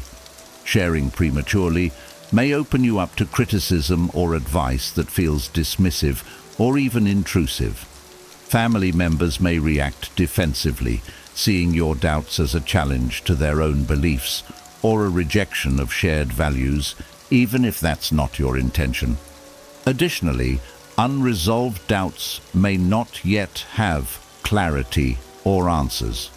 Sharing them too soon could lead to misunderstandings or assumptions about where you stand, creating unnecessary friction.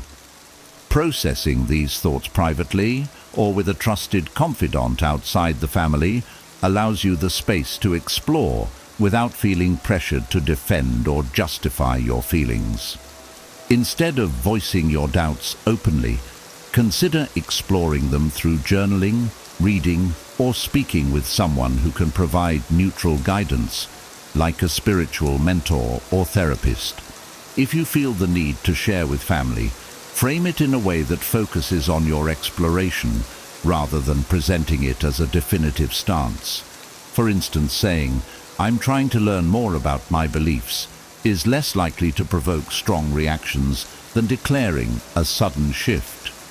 By choosing to keep spiritual or philosophical doubts private, you give yourself the freedom to explore without external pressure. This allows you to preserve family harmony while staying true to your personal journey. When the time comes to share your conclusions, you'll do so with clarity and confidence, fostering meaningful and respectful dialogue. 4. Minor health concerns.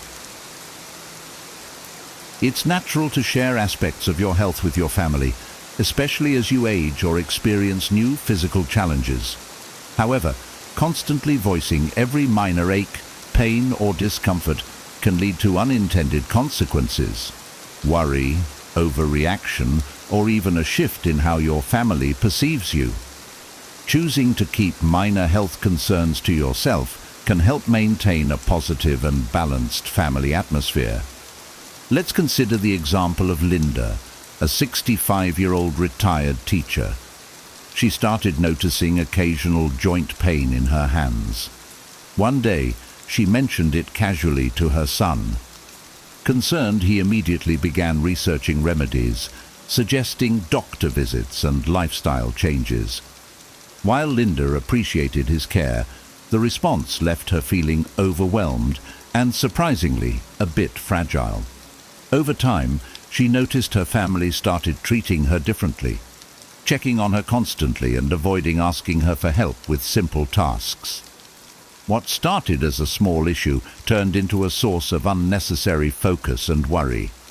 One reason to avoid sharing every minor health issue is the anxiety it can create for your family.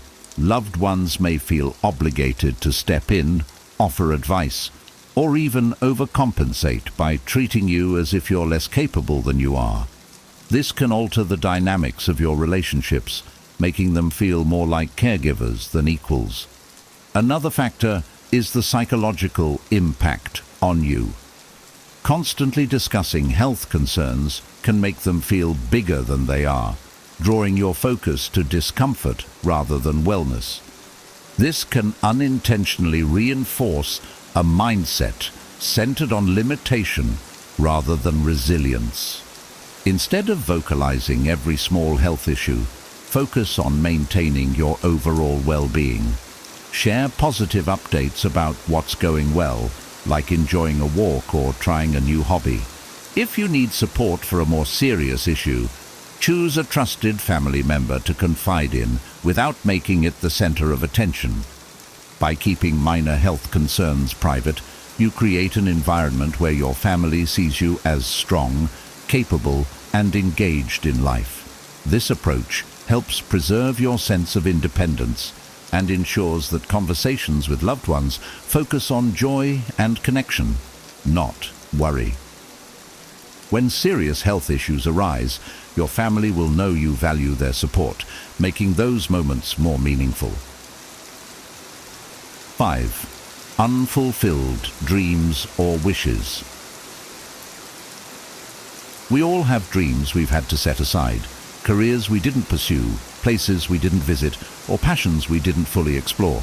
While these unfulfilled wishes are a natural part of life, sharing them too openly with family can sometimes create unintended sadness or feelings of guilt. Choosing to keep these dreams private allows you to cherish them without burdening loved ones. Take the story of Robert, a retired mechanic who had always dreamed of becoming an artist. In his younger days, he loved painting and even dreamed of opening a small gallery. Life, however, had other plans. He built a career, raised a family, and found satisfaction in other ways. One day, during a casual conversation, Robert shared his dream with his granddaughter, expecting to inspire her with his love for art. Instead, she looked at him with a mix of pity and guilt, saying, "I wish you'd been able to do that, Grandpa."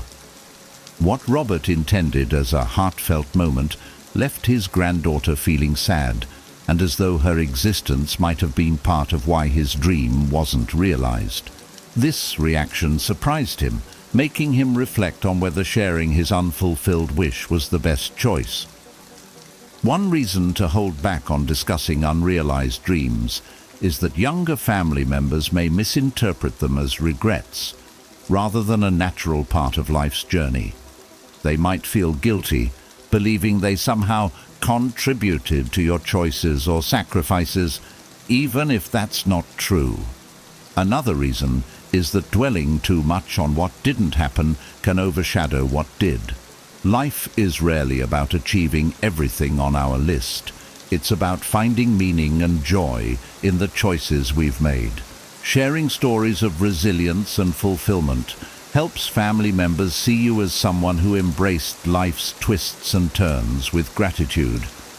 Instead of openly discussing unfulfilled dreams, focus on celebrating the values and experiences that shaped who you are. For instance, if Robert had shared stories of how his artistic creativity enriched his career or his relationships, he could still convey his love for art without unintentionally making his granddaughter feel burdened.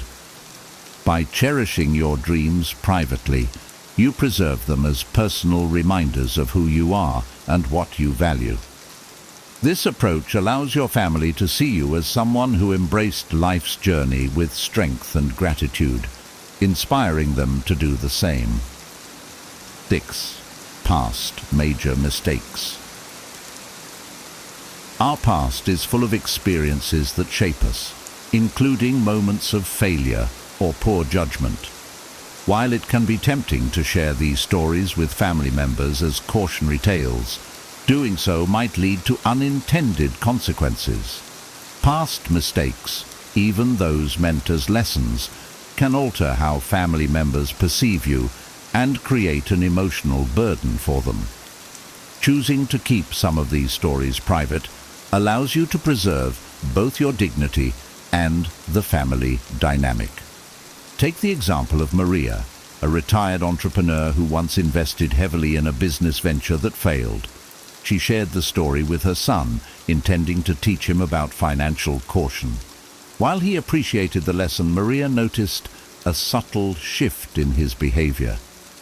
He began questioning her financial advice more often and occasionally joked about her decision in ways that stung.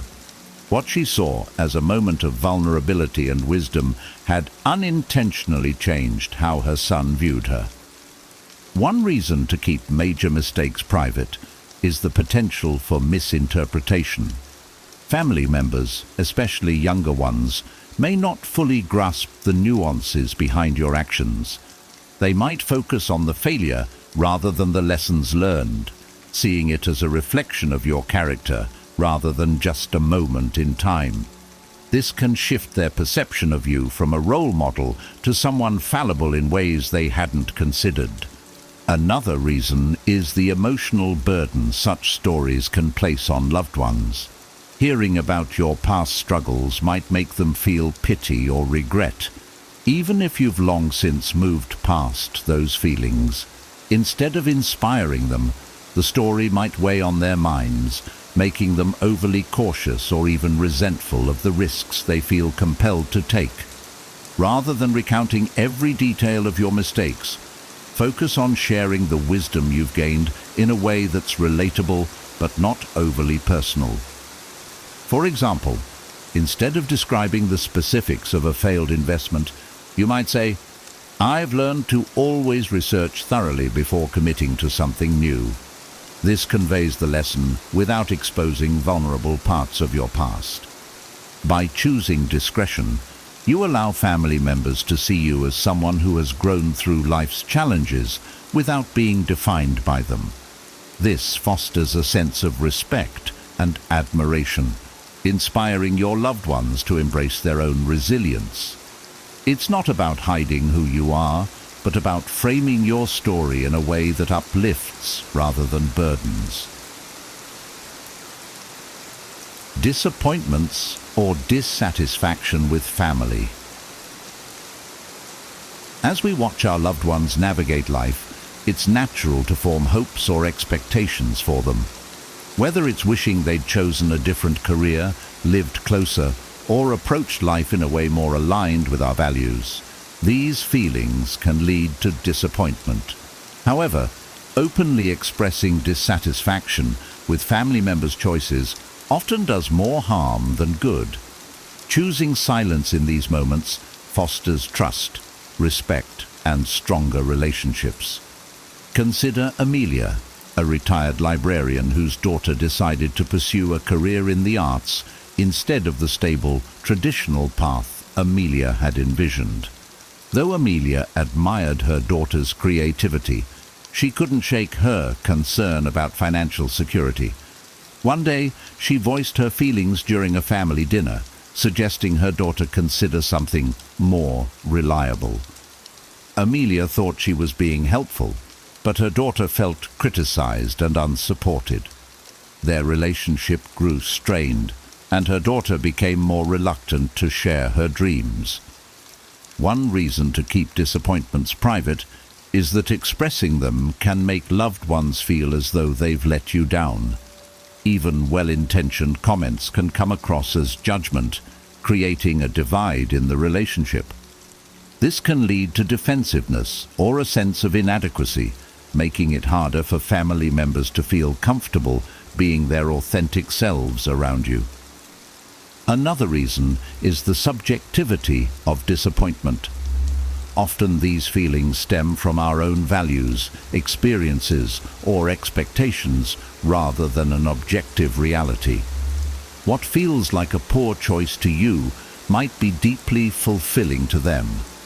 Acknowledging this can help you shift your perspective and focus on what truly matters, their happiness and growth.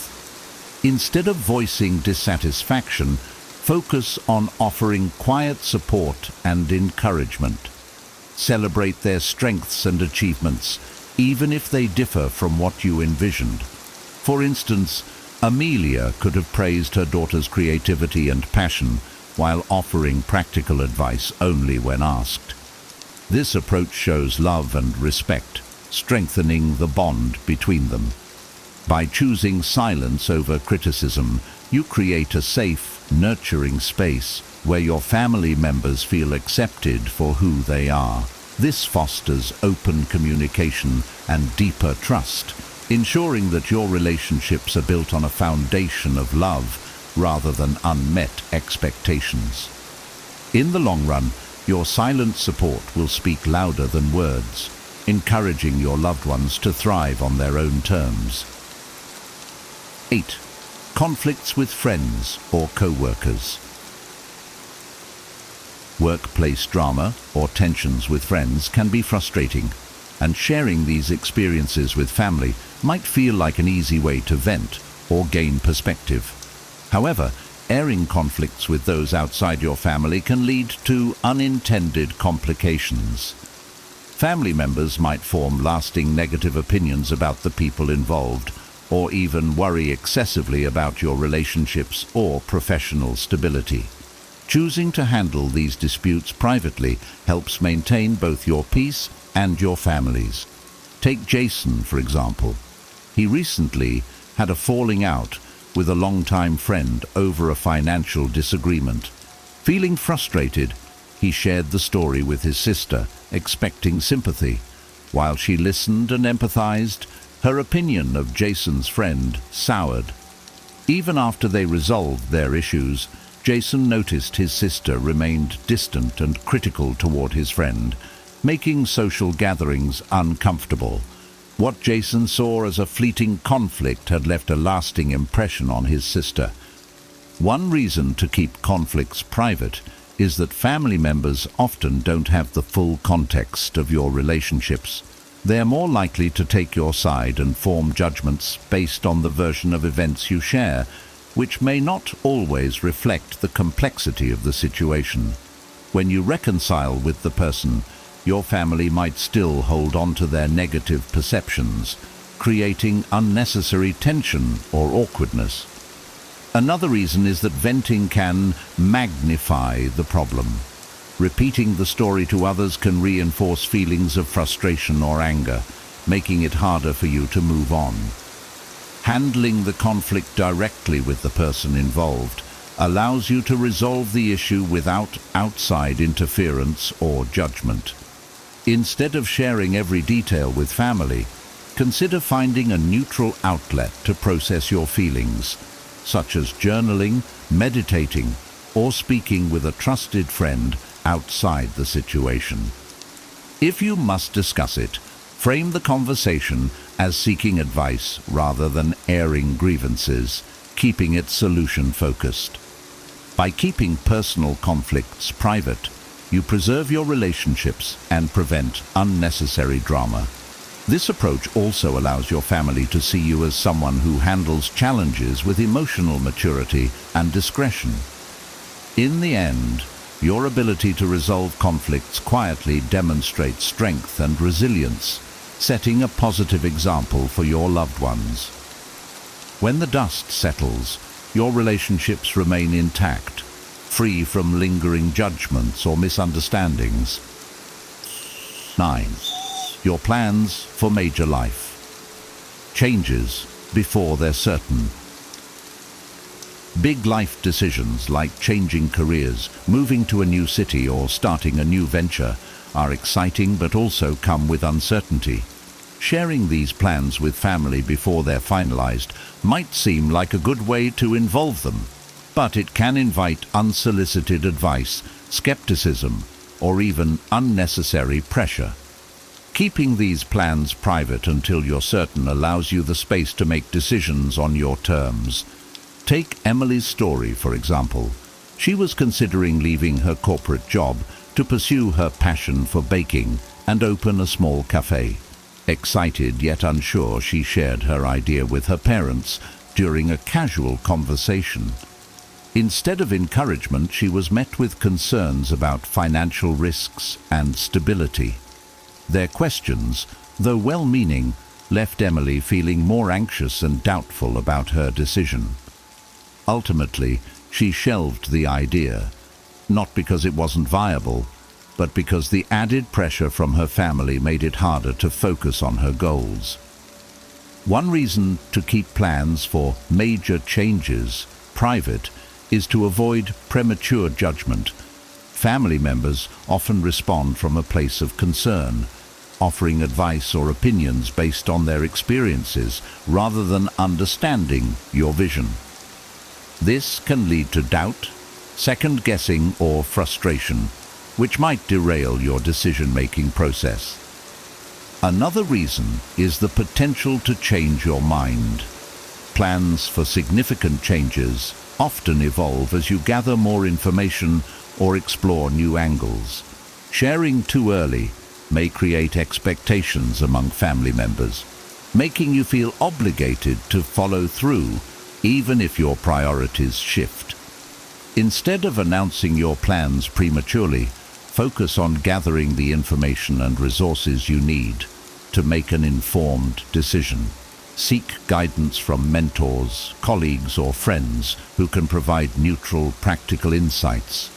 Once your plans are more concrete, you can share them with your family confidently, framing the conversation around your well-thought-out decision. By keeping major life changes private until you're ready, you protect your decision-making process from unnecessary external influence.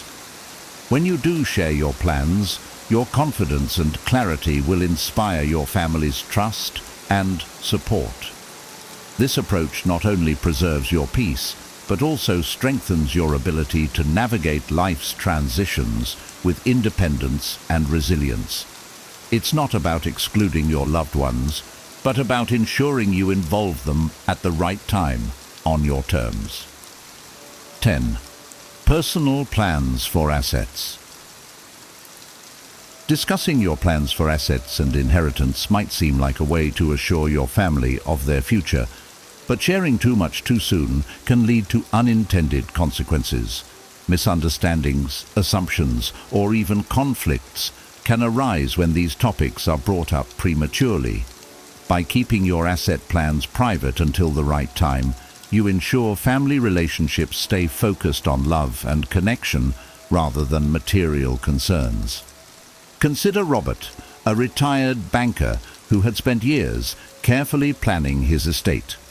Eager to share his intentions, he casually mentioned to his two children how he planned to divide his assets. What started as a simple conversation quickly turned into a heated discussion, with both children sharing opinions on how things should be handled. Robert hadn't expected his private plans to spark tension, but now he felt caught in the middle, his original intentions overshadowed by disagreements. One reason to keep these plans private is the potential for disputes among family members. Even when intentions are clear, differing expectations or needs can lead to unnecessary tension. Family members might unintentionally focus on material aspects rather than the relationships that truly matter. Another reason is the pressure it can place on you. Sharing plans too early might make you feel obligated to consider everyone's opinions, even when they don't align with your goals or values. This can lead to feelings of frustration or even regret as you navigate family dynamics while trying to finalize your decisions. Instead of discussing your plans openly, consider working with a trusted financial advisor or estate planner to ensure everything aligns with your wishes. When the time comes to share your intentions, do so with clear documentation and an explanation rooted in love and fairness. This approach minimizes confusion and ensures your decisions are respected. By keeping asset plans private, you create a sense of peace and independence around your decisions. Family time can remain focused on connection and shared memories rather than future expectations. When you do share your plans, it will be with confidence, allowing your loved ones to respect your choices and the legacy you're leaving behind. Ultimately, this discretion protects the harmony and trust within your family, ensuring relationships remain the priority over material concerns. As we journey through life, we learn that some things are best kept close to the heart. Choosing what to share and what to keep private isn't about secrecy. It's about protecting your peace, preserving your relationships, and fostering an environment of respect and understanding. By thoughtfully balancing openness with discretion, you can deepen your family connections while staying true to yourself. If this video resonated with you, please give it a thumbs up and consider subscribing to our channel. Your support helps us continue sharing practical advice and timeless wisdom for a fulfilling and balanced life. We'd love to hear your thoughts and takeaways. What stood out to you the most? Are there any lessons you've learned about what to keep private? Share your insights in the comments below. Your perspective could inspire someone else. Thank you for watching, and we'll see you in the next video.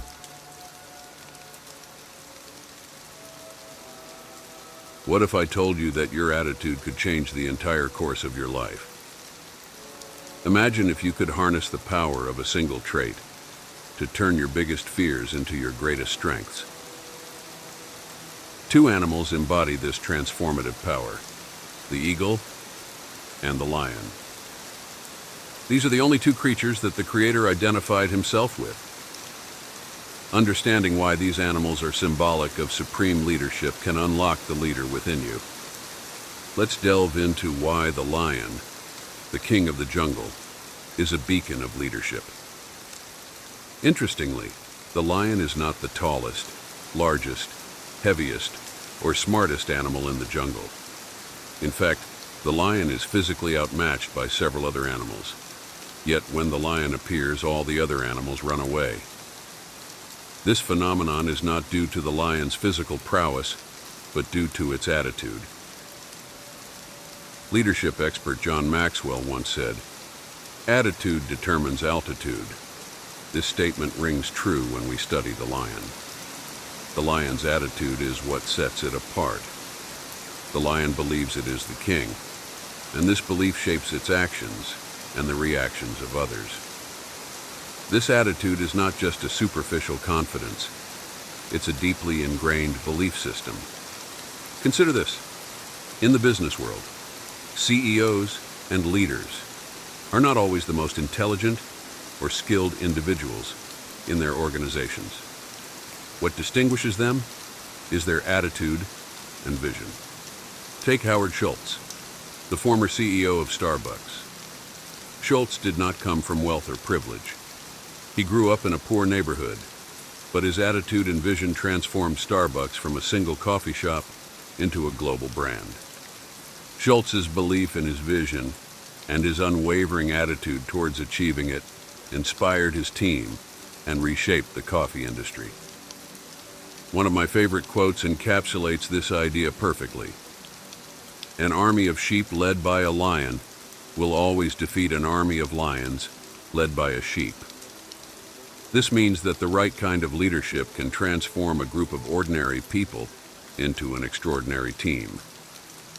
History is replete with examples of leaders who transformed their followers through their attitude. Winston Churchill, during World War II, inspired a beleaguered Britain with his indomitable spirit.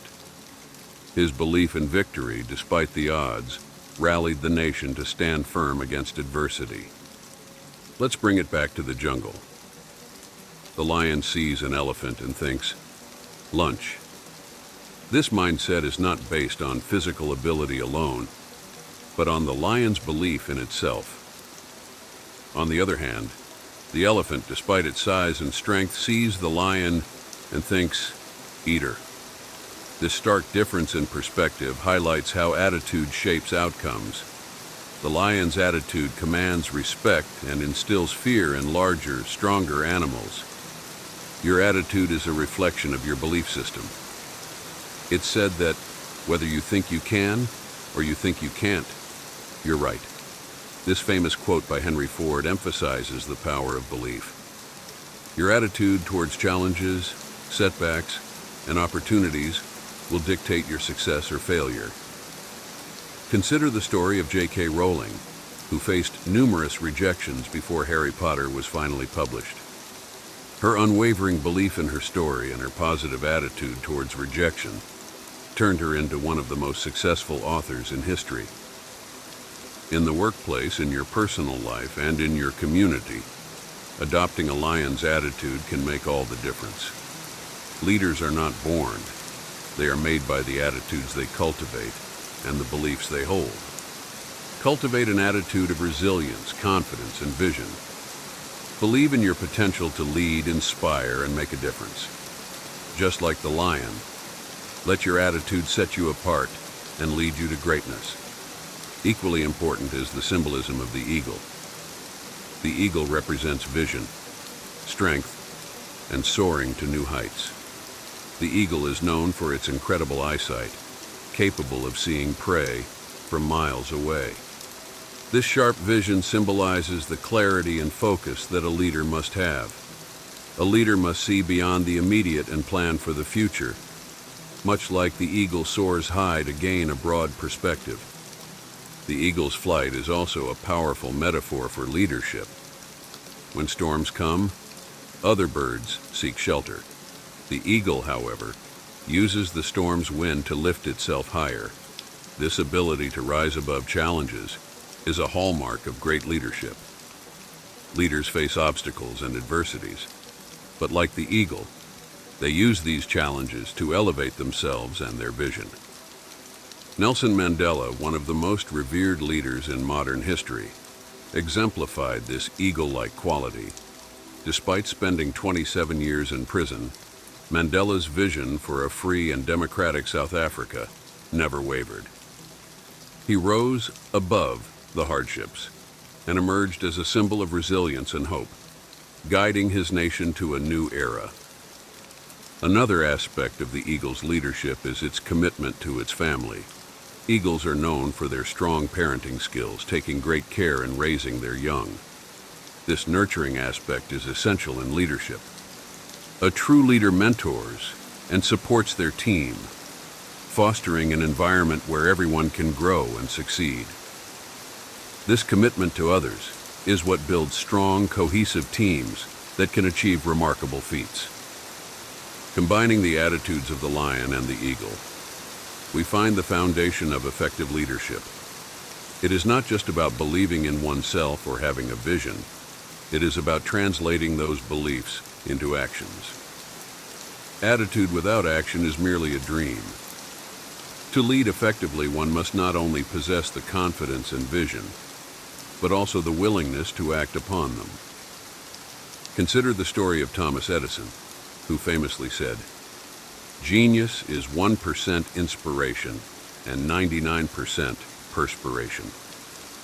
Edison's relentless pursuit of his ideas and his willingness to act upon his vision led to the invention of the light bulb and many other innovations. His attitude of perseverance and his actions in the face of repeated failures epitomize the essence of leadership. Leadership is also about empowering others to act. A true leader does not just lead by example, but inspires others to take initiative. This is evident in the story of Mahatma Gandhi, whose attitude of non-violence and peaceful resistance inspired millions to fight for India's independence. Gandhi's leadership was not just about his personal beliefs, but about mobilizing an entire nation to act upon those beliefs. In our daily lives, adopting this attitude-action framework can lead to transformative outcomes. Whether in our careers, our communities, or our personal relationships, the combination of a positive attitude and proactive actions can set us apart and lead us to success. It is about believing in our potential and taking the necessary steps to realize it.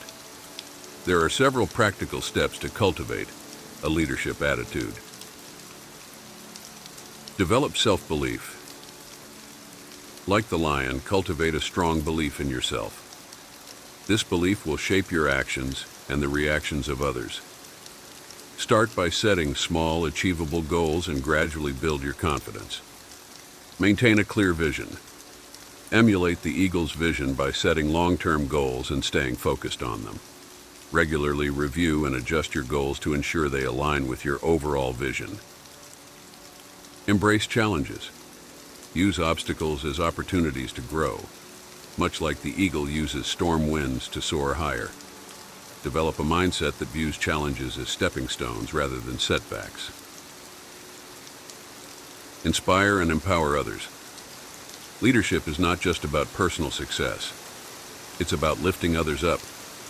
Mentor and support those around you, fostering a collaborative and supportive environment. Act with purpose. Turn your attitudes and beliefs into actions. Set actionable plans to achieve your goals and be consistent in your efforts. Remember, action is what brings vision to life. Practice resilience. Cultivate resilience by learning from failures and setbacks. Each experience, whether positive or negative, is an opportunity to learn and grow. Stay humble and adaptable. Despite their strength and vision, both the lion and the eagle remain adaptable to their environments. Stay humble and be willing to adjust your approach when necessary. The lion and the eagle teach us valuable lessons about leadership and the power of attitude. By adopting the lion's confidence and the eagle's vision, and by combining these attitudes with purposeful actions, we can unlock our potential as leaders. Whether in business, community, or personal life, the principles of belief, vision, resilience, and action are universal keys to success. Embrace these qualities and let your attitude lead you to new heights and untold achievements.